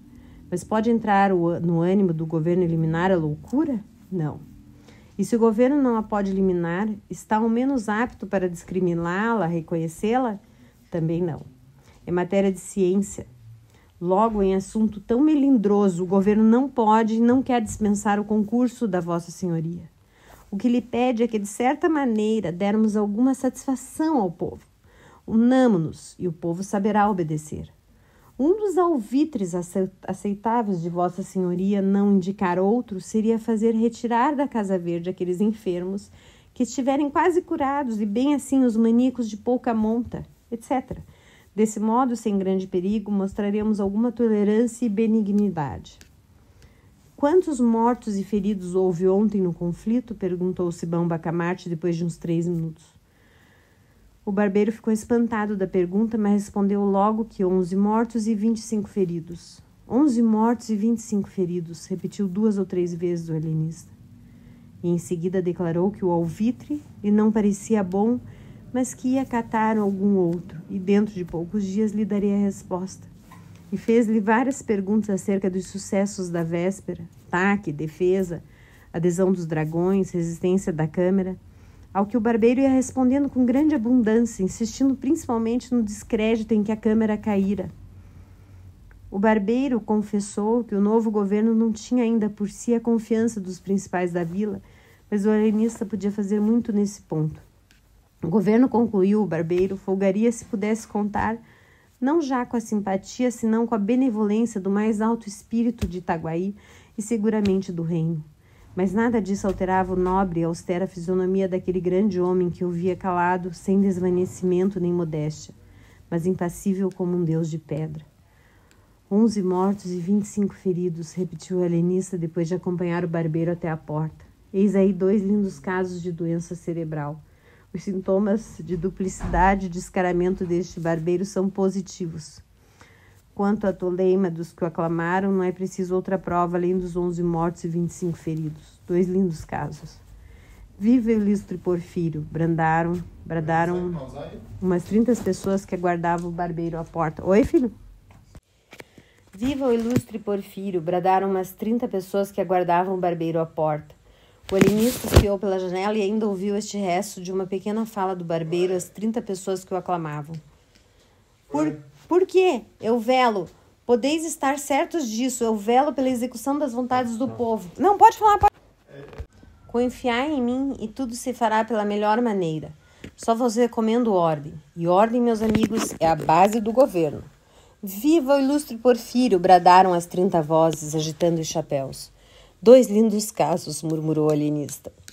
Capítulo 10. Restauração. Dentro de 5 dias, o alienista meteu na Casa Verde cerca de 50 aclamadores do novo governo. O povo indignou-se. O governo atarantado não sabia reagir. João Pina, outro barbeiro, dizia abertamente nas ruas que o Porfírio estava vendido ao ouro de Simão Bacamarte. Frase que congregou em torno de João Pina a gente mais resoluta da vila. Porfírio, vendo o antigo rival da navalha à testa da insurreição, compreendeu que a sua perda era irremediável. Se não desse um grande golpe, expediu 2 decretos, um abolindo a Casa Verde e outro desterrando o alienista. João Pina mostrou claramente com grandes frases que o ato de Porfírio era um simples aparato, um engodo, em que o povo não devia crer. 2 horas depois caía Porfírio, ignominiosamente. João Pina assumia a difícil tarefa do governo. Como achasse nas gavetas as minutas da proclamação, da exposição ao vice-rei e de outros atos inaugurais do governo anterior, deu-se pressa em os fazer copiar e expedir. Acrescentam os cronistas. E, aliás, subtende-se que ele lhes mudou os nomes. E onde o outro barbeiro falara de uma câmara corrupta, falou este de um intruso eivado das más doutrinas francesas e contrário aos sacrossantos interesses de sua majestade, etc. Nisto entrou na vila uma força mandada pelo vice-rei e restabeleceu a ordem. O alienista exigiu desde logo a entrega do barbeiro Porfírio e bem assim a de uns 50 e tantos indivíduos que declarou mentecaptos. E não só lhes deram esses, como afiançaram entregar-lhe mais 19 sequazes do barbeiro, que convalesciam das feridas apanhadas na primeira rebelião. Este ponto da crise de Itaguaí marca também o grau máximo da influência de Simão Bacamarte. Tudo quanto quis, deu-se-lhe. E uma das mais vivas provas do poder do ilustre médico, achamo-la na prontidão com que os vereadores, restituídos aos seus lugares, consentiram que Sebastião Freitas também fosse recolhido ao hospício. O alienista, sabendo da extraordinária inconsistência das opiniões desse vereador, entendeu que era um caso patológico e pediu-o. A mesma coisa aconteceu ao boticário. O alienista, desde que lhe falaram da momentânea adesão de Crispim Soares à rebelião dos canjicas, comparou a aprovação que sempre recebera dele ainda na véspera e mandou capturá-lo. Crispim Soares não negou o fato, mas explicou-o dizendo que cedera a um movimento de terror ao ver a rebelião triunfante e deu como a prova a ausência de nenhum outro aro seu, acrescentando que voltara logo à cama, doente. Simão Bacamarte não o contrariou. Disse, porém, aos circunstantes que o terror também é pai da loucura e que o caso de Crispim Soares lhe parecia dos mais caracterizados. Mas a prova mais evidente da influência de Simão Bacamarte foi a docilidade com que a Câmara lhe entregou o próprio presidente. Este digno magistrado tinha declarado em plena sessão que não se contentava para lavá-la da afronta dos canjicas, com menos de 30 almudes de sangue, palavra que chegou aos ouvidos do alienista por boca do secretário da Câmara, entusiasmado de tamanha energia. Simão Bacamarte começou por meter o secretário na Casa Verde e foi dali à Câmara, a qual declarou que o presidente estava padecendo da demência dos touros, um gênero que ele pretendia estudar com grandes vantagens para os povos. A Câmara, a princípio, hesitou, mas acabou cedendo. Daí em diante foi uma coleta desenfreada. Um homem não podia dar nascença ou curso à mais simples mentira do mundo, ainda daquelas que aproveitam o inventor ou divulgador, que não fosse logo metido na Casa Verde. Tudo era loucura. Os cultores de enigmas, os fabricantes de charadas, de anagramas, os maldizentes, os curiosos da vida alheia, os que põem tudo o seu cuidado na tafularia, um outro almotacé enfunado, ninguém escapava dos emissários do alienista. Ele respeitava as namoradas e não poupava as namoradeiras, dizendo que as primeiras cediam a um impulso natural e as segundas ao vício. Se um homem era avaro ou pródigo, ia do mesmo modo para a Casa Verde. Daí a alegação de que não havia regra para a completa sanidade mental. Alguns cronistas creem que Simão Bacamarte nem sempre procedia com lisura e citam em abono da afirmação, que não sei se pode ser aceita, o fato de ter alcançado da Câmara uma postura autorizando o uso de um anel de prata no dedo polegar da mão esquerda a toda pessoa que, sem outra prova documental ou tradicional, declarasse ter nas veias 2 ou 3 onças de sangue godo. Dizem esses cronistas que o fim secreto da insinuação à Câmara foi enriquecer um ourives amigo e compadre dele. Mas conquanto seja certo que o ourives viu prosperar o negócio depois da nova ordenação municipal, não é menos que essa postura deu à Casa Verde uma multidão de inquilinos, pelo que não se pode definir sem temeridade o verdadeiro fim do ilustre médico.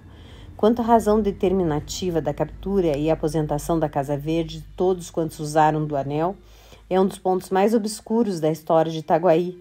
A opinião mais verossímil é que eles foram recolhidos por andarem a gesticular à loa nas ruas, em casa, na igreja. Ninguém ignora que os doidos gesticulam muito. Em todo caso, é uma simples conjectura. De positivo, nada há. Onde é que este homem vai parar? Diziam os principais da terra. Ah, se nós tivéssemos apoiado os canjicas. Um dia de manhã, dia em que a Câmara devia dar-lhe um grande baile, a vila inteira ficou abalada com a notícia de que a própria esposa do helenista fora metida na Casa Verde. Ninguém acreditou, devia ser invenção de algum gaiato. E não era verdade pura. Dona Evarista fora recolhida às 2h da noite. O padre Lopes correu ao helenista e interrogou-o discretamente, acerca do fato. Já há algum tempo que eu desconfiava, disse gravemente o marido. A modéstia com que ela vivera em ambos os matrimônios não podia conciliar-se com o furor das sedas, veludos, rendas e pedras preciosas que manifestou logo que voltou do Rio de Janeiro. Desde então comecei a observá-la. Suas conversas eram todas sobre esses objetos. Se eu lhe falava das antigas cortes, inquiria logo da forma dos vestidos das damas. Se uma senhora visitava na minha ausência, antes de me dizer o objeto da visita, descrevia-me o trajo, aprovando umas coisas e censurando outras. Um dia, creio que a vossa reverendíssima há de lembrar-se, propôs-se a fazer anualmente um vestido para a imagem da Nossa Senhora da Matriz. Tudo isso eram sintomas graves. Esta noite, porém, declarou-se a total demência. Tinha escolhido preparado e enfeitado vestuário que levaria ao baile da Câmara Municipal. Só hesitava entre um colar de granada e outro de safira. Anteontem perguntou-me qual deles levaria. Respondi-lhe que um ou outro lhe ficava bem. Ontem repetiu a pergunta ao almoço. Pouco depois de jantar fui achá-la calada e pensativa. Que tem? Perguntei-lhe. Queria levar o colar de granada, mas acho que o de safira é tão bonito. Pois leve o de safira. Ah, mas onde fica o de granada? Enfim, passou a tarde sem novidade. Ceamos e deitamo-nos. Alta noite seria a 1h30, acordo e não a vejo. Levanto-me, vou ao quarto de vestir, acho adiante os 2 colares ensaiando-os ao espelho, ora um, ora outro. Era evidente a demência e recolhia logo. O padre Lopes não se satisfez com a resposta, mas não objetou nada. O alienista, porém, percebeu e explicou-lhe que o caso de Dona Evarista era de uma mania santuária, não incurável, em todo caso digno de estudo. Conto pô-la boa dentro de 6 semanas, concluiu ele. E a abnegação do ilustre médico deu-lhe grande realce. Conjecturas, invenções, desconfianças, tudo caiu por terra desde que ele não duvidou recolher à Casa Verde a própria mulher, a quem amava com todas as forças da alma. Ninguém mais tinha o direito de resistir-lhe, menos ainda de atribuir-lhe intuitos alheios à ciência. Era um grande homem, austero, Hipócrates, forrado de catão. E agora prepare-se o leitor para o mesmo assombro em que ficou a vila ao saber um dia que os loucos da Casa Verde iam todos ser postos na rua. Todos? Todos. É impossível. Alguns sim, mas todos? Todos. Assim o disse ele no ofício que mandou hoje de manhã à Câmara. De fato, o alienista oficiara a Câmara expondo que verificara das estatísticas da vila e da Casa Verde que 4/5 da população estavam aposentados naquele estabelecimento. Segundo, que essa deslocação de população levara-o a examinar os fundamentos da sua teoria das moléstias cerebrais, teoria que excluía da razão todos os casos em que o equilíbrio das faculdades não fosse perfeito e absoluto. Terceiro, que desse exame e do fato estatístico resultara para ele a convicção de que a verdadeira doutrina não era aquela, mas a oposta, e portanto que se devia admitir como normal e exemplar o desequilíbrio das faculdades e como hipóteses patológicas todos os casos em que aquele equilíbrio fosse ininterrupto. Quarto, de que à vista disso declarava a Câmara que ia dar liberdade aos reclusos da Casa Verde e agasalhar nelas as pessoas que se achassem nas condições agora expostas. Quinto, que, tratando de descobrir a verdade científica, não se pouparia a esforço de toda a natureza, esperando da Câmara igual dedicação. Sexto, que restituía à Câmara e aos particulares a soma do estipêndio recebido para alojamento dos supostos loucos, descontada a parte efetivamente gasta com alimentação, roupa, etc., e que a Câmara mandaria verificar nos livros e arcas da Casa Verde. O assombro de Itaguaí foi grande, não foi menor a alegria dos parentes e amigos dos reclusos. Jantares, danças, luminárias, músicas, tudo houve para celebrar tão falso acontecimento. Não descreva as festas por não interessarem ao nosso propósito, mas foram esplêndidas, tocantes e prolongadas. E vão assim as coisas humanas. No meio do regozijo produzido pelo ofício de Simão Bacamarte, Ninguém advertia na frase final do quarto parágrafo uma frase cheia de experiências futuras. Capítulo 12, o final do quarto parágrafo. Apagaram-se as luminárias, reconstituíram-se as famílias, tudo parecia reposto nos antigos eixos. Reinava a ordem, a Câmara exercia outra vez o governo sem nenhuma pressão externa. O presidente e o vereador Freitas tornaram aos seus lugares. O barbeiro Porfírio, ensinado pelos acontecimentos, tendo provado tudo, como o poeta disse de Napoleão e mais alguma coisa, porque Napoleão não provou a Casa Verde, o barbeiro achou preferível a glória obscura da navalha à da tesoura às calamidades brilhantes do poder. Foi, é certo, processado, mas a população da vila implorou a clemência da sua majestade, daí o perdão. João Pina foi absolvido, atendendo-se que ele decorara um rebelde. Os cronistas pensam que deste fato é que nasceu o nosso adágio. Ladrão que furta ladrão tem 100 anos de perdão. Adágio imoral, é verdade, mas grandemente útil. Não só findaram as queixas contra o alienista, mas até nenhum ressentimento ficou dos atos que ele praticara. Acrescendo que os reclusos da Casa Verde, desde que eles os declarara plenamente ajuizados, sentiram-se tomados de profundo reconhecimento e férvido entusiasmo. Muitos entenderam que o alienista merecia uma especial manifestação e deram-lhe um baile, ao qual se seguiram outros bailes e jantares. Dizem que as crônicas que Dona Evarista, a princípio, tivera a ideia de separar-se do consorte, mas a dor de perder a companhia de tão grande homem venceu qualquer ressentimento de amor próprio e o casal veio a ser ainda mais feliz do que antes. Não menos íntima ficou a amizade do alienista e do boticário. Este concluiu no ofício de Simão Bacamarte que a prudência é a primeira das virtudes em tempos de revolução, e apreciou muito a magnanimidade do alienista, que, ao dar-lhe a liberdade, estendeu-lhe a mão de amigo velho. É um grande homem, disse ele à mulher, referindo àquela circunstância. Não é preciso falar do albardeiro do Costa, do Coelho, do Martim Brito e outros especialmente nomeados neste escrito. Basta dizer que puderam exercer livremente seus hábitos anteriores. O próprio Martim Brito, recluso por um discurso em que louvava enfaticamente Dona Evarista, fez agora outro em honra do insigne médico, cujo altíssimo gênio, elevando as asas muito acima do sol, deixou abaixo de si todos os demais espíritos da terra. Agradeço as suas palavras, retorquiu-lhe o alienista, e ainda me não arrependo de o haver restituído à liberdade.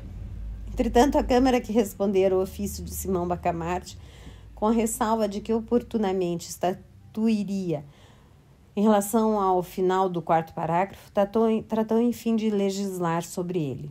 Foi adorada, sem debate, uma postura, autorizando o alienista a agasalhar na Casa Verde as pessoas que se achassem no gozo do perfeito equilíbrio das faculdades mentais. E porque a experiência da Câmara tivesse sido dolorosa, estabeleceu ela a cláusula de que a autorização era provisória, limitada a 1 ano, para o fim de ser experimentada a nova teoria psicológica, podendo a Câmara, antes mesmo daquele prazo, mandar fechar a Casa Verde, se a isso fosse aconselhada por motivos de ordem pública. O vereador Freitas propôs também a declaração de que em nenhum caso fossem os vereadores recolhidos ao asilo dos alienados, cláusula que foi aceita, votada e incluída na postura, apesar das reclamações do vereador Galvão.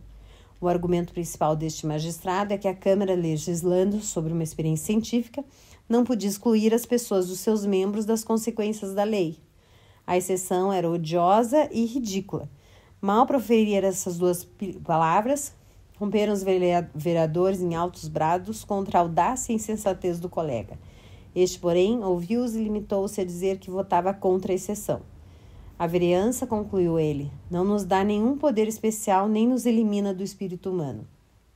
Simão Bacamarte aceitou a postura com todas as restrições.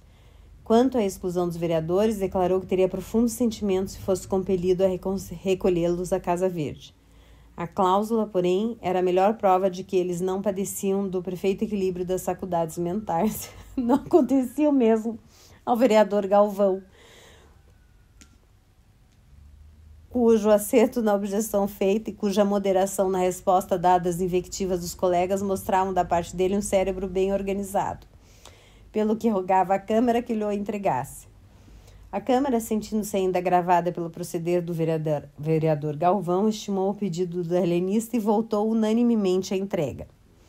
Compreende-se, pela teoria nova, não bastava um fato ou um dito para recolher alguém à Casa Verde. Era preciso um longo exame, um vasto inquérito do passado e do presente. Padre Lopes, por exemplo, só foi capturado 30 dias depois da postura. A mulher do boticário, 40 dias. A reclusão dessa senhora encheu o consorte de indignação. Crispim Soares saiu de casa espumando de cólera e declarando às pessoas a quem encontrava que ia arrancar as orelhas ao tirano. Um sujeito adversário do alienista, ouvindo na rua essa notícia, esqueceu os motivos da dissidência. Correu à casa de Simão Bacamarte a participar-lhe o perigo que corria. Simão Bacamarte mostrou-se grato ao procedimento do adversário e poucos minutos lhe bastaram para reconhecer a retidão dos seus sentimentos, a boa-fé, o respeito humano, a generosidade. Apertou-lhe muito as mãos e recolheu a Casa Verde. Um caso destes é raro, disse ele à mulher pasmada. Agora esperamos o nosso Crispim. Crispim Soares entrou. A dor vencer a raiva. O boticário não arrancou as orelhas do alienista. Esse consolou o seu privado, assegurando-lhe que não era caso perdido. Talvez a mulher tivesse alguma lesão cerebral e examiná-la com muita... Desculpe. Assegurando-lhe que não era caso perdido. Talvez a mulher tivesse alguma lesão cerebral e examiná-la com muita atenção. Mas disso não podia deixá-la na rua. E parecendo-lhe vantajoso reuni-los, porque a astúcia e velhacaria do marido poderiam de certo modo curar a beleza moral que ele descobrira na esposa. Disse Simão Bacamarte: o senhor trabalhará durante o dia na botica, mas almoçará e jantará com sua mulher, e cá passará as noites, os domingos e dias santos. A proposta colocou o pobre boticário na situação do asno de Burida. Queria viver com a mulher, mas temia voltar à Casa Verde. Nessa luta esteve algum tempo, até que Dona Evaristo tirou da dificuldade, prometendo que se incumbiria de ver a amiga e transmitiria os recados de um para o outro. Crispim Soares beijou-lhe as mãos agradecido. Esse último rasgo de egoísmo pusilânime pareceu sublime ao alienista. Ao cabo de 5 meses estavam alojados umas 18 pessoas, mas Simão Bacamarte não afrouxava. Ia de rua em rua, de casa em casa, espreitando, interrogando, estudando, e quando colhia um enfermo, levava-o com a mesma alegria com que outrora os arrebanhava às dúzias. Essa mesma desproporção confirmava a teoria nova. Achara-se, enfim, a verdadeira patologia cerebral. Um dia conseguiu meter na Casa Verde o juiz de fora, mas procedia com tanto escrúpulo que não fez senão, depois de estudar minuciosamente todos os seus atos, interrogar os principais da vila. Mais de uma vez esteve prestes a recolher pessoas perfeitamente desequilibradas. Foi o que se deu com um advogado, em quem reconheceu um tal conjunto de qualidades morais e mentais que era perigoso deixá-lo na rua. Mandou prendê-lo, mas o agente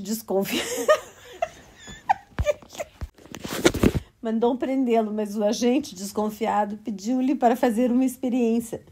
Foi ter com um compadre, demandado por um testamento falso, e deu-lhe de conselho que tomasse por advogado o Salustiano. Era o nome da pessoa em questão.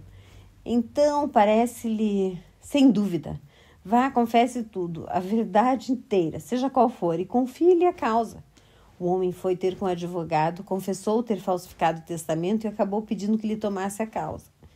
Não se negou o advogado, estudou os papéis, arrasou longamente, provou a todos os luzes que o testamento era mais que verdadeiro. A inocência do réu foi solenemente proclamada pelo juiz e a herança passou-lhe às mãos. O distinto jurisconsulto deveu à experiência liberdade.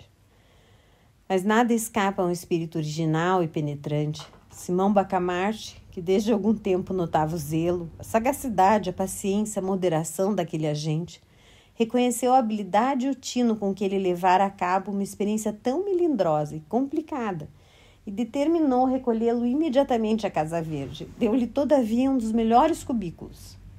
Os alienados foram alojados por classes. Fez-se uma galeria de modestos, isso é, os loucos em quem predominava essa perfeição moral, outra de tolerantes, outra de verídicos, outras de símplices, outras de leais, outra de magnânimos, outra de sagazes, outra de sinceros. Naturalmente, as famílias e os amigos dos reclusos bradavam contra a teoria, e alguns tentaram compelir a Câmara a cassar a licença. A Câmara, porém, não esquecera a linguagem do vereador Galvão, e se cassasse a licença, vê-lo-ia na rua e restituído ao lugar, pelo que recusou. Simão Bacamarte oficiou aos vereadores, não agradecendo, mas felicitando-os por esse ato de vingança pessoal. Desenganados da legalidade, alguns principais da vila recorreram secretamente ao barbeiro Porfírio e afiançaram-lhe todo o apoio de gente, de dinheiro e influência na corte, se ele se pusesse à testa de outro movimento contra a Câmara e o alienista. O barbeiro respondeu-lhes que não, que a ambição o levara da primeira vez a transgredir as leis, mas que ele se emendara, reconhecendo o erro próprio e a pouca consistência da opinião dos seus mesmos sequazes.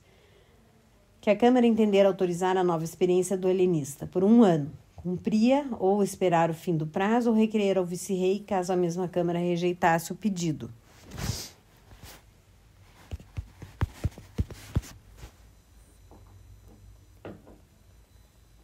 Jamais aconselharia o empregado de um recurso que ele viu falhar em suas mãos, e isso a troco de mortos e ferimentos que seriam o seu eterno remorso. O que é que me está dizendo? Perguntou o alienista, quando um agente secreto lhe contou a conversação do barbeiro com os principais da vila. 2 dias depois, o barbeiro era recolhido à Casa Verde. Preso por ter cão, preso por não ter cão, exclamou o infeliz. Chegou o fim do prazo, a Câmara autorizou um prazo suplementar de 6 meses para ensaio dos meios terapêuticos. O desfecho deste episódio de crônica itaguaiense é de tal ordem, tão inesperado, que merecia nada menos de 10 capítulos de exposição, mas contento-me com um, que será o remate da narrativa e um dos mais belos exemplos da convicção científica e abnegação humana. Capítulo 13, Plus Ultra. Era a vez da terapêutica. Simão Bacamarte, ativo e sagaz, em descobrir enfermos, excedeu-se ainda na diligência e penetração com que principiou a tratá-los. Neste ponto, todos os cronistas estão de pleno acordo. O ilustre alienista faz curas pasmosas que excitaram a mais viva admiração em Itaguaí. Com efeito, era difícil imaginar mais racional sistema terapêutico. Estando os loucos divididos por classes, segundo a perfeição moral que em cada um deles excedia as outras, Simão Bacamarte cuidou em atacar de frente a qualidade predominante. Suponhamos um modesto. Ele aplicava medicação que pudesse incutir-lhe o sentimento oposto e não ia logo às doses máximas, graduava-as, conforme o estado, a idade, o temperamento, a posição social do enfermo. Às vezes bastava uma casaca, uma fita, uma cabeleira, uma bengala para restituir a razão do alienado. Em outros casos, a moléstia era mais rebelde. Recorria então aos anéis de brilhantes, às distinções honoríficas, etc. Houve um doente poeta que resistiu a tudo. Simão Bacamarte começava a desesperar da cura, quando teve a ideia de mandar correr matraca para o fim de o apregoar como um rival de Garção e de Píndaro. Foi um santo remédio, contava a mãe do infeliz a uma comadre, foi um santo remédio. Outro doente, mais modesto, opôs a mesma rebeldia à medicação, mas não sendo escritor, mal sabia assinar o nome, não se lhe podia aplicar o remédio da matraca. Simão Bacamarte lembrou-se de pedir para ele o lugar de secretário da Academia dos Encobertos, estabelecido em Itaguaí. Os lugares de presidentes e secretários eram de nomeação régia, por especial graça do finado rei Dom João V, e implicavam o tratamento de excelência e o uso de uma placa de ouro no chapéu. O governo de Lisboa recusou o diploma, mas representando o alienista que não o pedia como prêmio honorífico ou distinção legítima e somente como meio terapêutico para um caso difícil, o governo cedeu excepcionalmente à súplica e ainda assim não fez sem extraordinário esforço do ministro da Marinha e Ultramar, que vinha a ser primo do alienado. Foi outro santo remédio. Realmente admirável, dizia-se nas ruas, ao ver a expressão sadia e enfunada dos 2 ex-dementes. Tal era o sistema, imagine-se o resto. Cada beleza moral ou mental era atacada no ponto em que a perfeição parecia mais sólida, e o efeito era certo. Nem sempre era certo. Casos houve em que a qualidade predominante resistia a tudo. Então o alienista atacava a outra parte, aplicando a terapêutica o método da estratégia militar, que toma uma fortaleza por um ponto, se por outro ou não pode conseguir. No fim de 5 meses e meio estava vazia a Casa Verde, todos curados. O vereador Galvão, tão cruelmente afligido de moderação e equidade, teve a felicidade de perder um tio. Digo felicidade porque o tio deixou um testamento ambíguo e ele obteve uma boa interpretação, rompendo os juízes e embaçando os outros herdeiros. A sinceridade do alienista manifestou-se nesse lance. Confessou ingenuamente que não teve parte na cura. Foi a simples vis medicatrix da natureza. Não aconteceu o mesmo com o padre Lopes. Sabendo o helenista que ele ignorava perfeitamente o hebraico e o grego, incumbiu-o de fazer uma análise crítica da versão dos 70. O padre aceitou a incumbência e em boa hora o fez. Ao cabo de 2 meses, possuía um livro e a liberdade. Quanto à senhora do Boticário, não ficou muito tempo na célula que lhe coube, e onde, aliás, não faltaram carinhos. Por que é que o Crispim não vem visitar-me? Dizia ela todos os dias. Respondiam-lhe ora uma coisa, ora outra. Afinal, disseram-lhe a verdade inteira. A digna matrona não pôde conter a indignação e a vergonha. Nas explosões da cólera, escaparam-lhe expressões soltas e vagas como estas. Tratante, velhaco, ingrato, um patife que tem feito casas à custa de ungüentos falsificados e podres. Ah, tratante! Simão Bacamarte advertiu que ainda quando não fosse verdadeira acusação contida nessas palavras, bastavam elas mostrar que a excelente senhora estava, enfim, restituída ao perfeito desequilíbrio das faculdades e prontamente lhe deu alta. Agora, se imaginais que o alienista ficou radiante ao ver sair o último hóspede da Casa Verde, mostrais com isso que ainda não conheceis o nosso homem. Plus ultra era sua divisa. Não lhe bastava ter descoberto a teoria verdadeira da loucura, não o contentava ter estabelecido em Itaguaí o reinado da razão. Plus ultra, não ficou alegre, ficou preocupado, cogitativo. Alguma coisa lhe dizia que a teoria nova tinha em si mesma outra e novíssima teoria. Vejamos, pensava ele, vejamos se chega enfim à última verdade. Dizia isto, passeando ao longo da vasta sala onde fulgurava a mais rica biblioteca dos domínios ultramarinhos de sua majestade, um amplo chambre de damasco preso à cintura por um cordão de seda com bola de ouro, presente de uma universidade, envolvia o corpo majestoso e austero do ilustre helenista. A cabeleira cobria-lhe uma extensa e nobre calva adquirida nas cogitações cotidianas da ciência.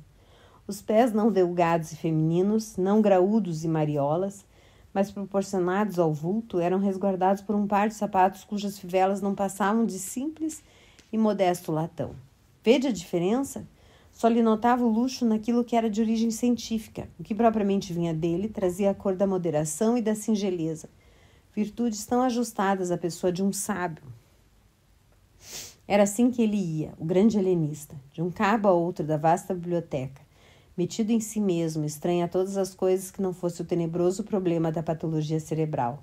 Súbito parou, em pé diante de uma janela, com o cotovelo esquerdo apoiado na mão direita aberta, e o queixo na mão esquerda fechada, perguntou ele a si: mas deveras estariam eles doidos e foram curados por mim? Ou o que pareceu cura não foi mais do que a descoberta do perfeito desequilíbrio do cérebro? Cavando por aí abaixo, eis o resultado a que chegou. Os cérebros bem organizados que ele acabava de curar eram desequilibrados como os outros. Sim, dizia ele consigo, eu não posso ter a pretensão de haver-lhes incutido um sentimento ou uma faculdade nova. Uma e outra coisa existiam no estado latente, mas existiam. Chegada a esta conclusão, o ilustre helenista teve 2 sensações contrárias, uma de gozo, outra de abatimento. A de gozo foi por ver que, a cabo de longas e pacientes investigações, constantes trabalhos, luta ingente com o povo, podia afirmar esta verdade. Não havia loucos em Itaguaí. Itaguaí não possuía um só mentecapto. Mas tão depressa essa ideia lhe refrescar a alma, outra apareceu que neutralizou o primeiro efeito. Foi a ideia da dúvida. Pois que Itaguaí não possuiria um único cérebro consertado? Essa conclusão tão absoluta não seria por isso mesmo errônea, e não vinha, portanto, destruir o largo e majestoso edifício da nova doutrina psicológica? A aflição do egrégio Simão Bacamarte é definida pelos cronistas itaguaenses como uma das mais medonhas tempestades morais que tem desabado sobre o homem. Mas as tempestades só aterram os fracos. Os fortes enrijam-se contra elas e fitam o trovão. 20 minutos depois, alumiou-se a fisionomia do alienista de uma suave claridade. Sim, há de ser isso, pensou ele. Isso é isto. Simão Bacamarte achou em si os característicos do perfeito equilíbrio mental e moral. Pareceu-lhe que possuía a sagacidade, a paciência, a perseverança, a tolerância, a veracidade, o vigor moral, a lealdade, todas as qualidades, enfim, que podem formatar um acabado mentecapto. Duvidou logo, é certo, e chegou mesmo a concluir que era ilusão, mas sendo homem prudente, resolveu convocar um conselho de amigos a quem interrogou com franqueza. A opinião foi afirmativa. Nenhum defeito? Nenhum, disse o coro da assembleia. Nenhum vício? Nada. Tudo perfeito? Tudo. Não, impossível, bradou o alienista. Digo que não, em mim, essa superioridade que acabo de ver definir com tanta magnificência. A simpatia é que vos faz falar. Estudo-me e nada acho que justifique os excessos da vossa bondade. A assembleia insistiu. O alienista resistiu. Finalmente, o padre Lopes explicou tudo com este conceito digno de um observador. Sabe a razão por que não vê as suas elevadas qualidades, que, aliás, todos nós admiramos? É porque tem ainda uma qualidade que realça as outras, a modéstia. Era decisivo. Simão Bacamarte curvou a cabeça justamente alegre e triste, e ainda mais alegre do que triste. Ato contínuo. Recolheu-se à Casa Verde. Em vão a mulher e os amigos lhe disseram que ficasse, que estava perfeitamente são e equilibrado. Nem rogos, nem sugestões, nem lágrimas o detiveram um só instante. A questão é científica, dizia ele. Trata-se de uma doutrina nova, cujo primeiro exemplo sou eu. Reúno em mim mesma a teoria e a prática. Simão, meu amor, dizia-lhe a esposa com o rosto lavado em lágrimas. Mas o ilustre médico, com os olhos acesos na convicção científica, trancou os ouvidos à saudade da mulher e brandamente a repeliu. Fechada a porta da Casa Verde, entregou-se ao estudo e à cura de si mesmo. Dizem os cronistas que ele morreu dali a 17 meses, no mesmo estado em que entrou, sem ter podido alcançar nada.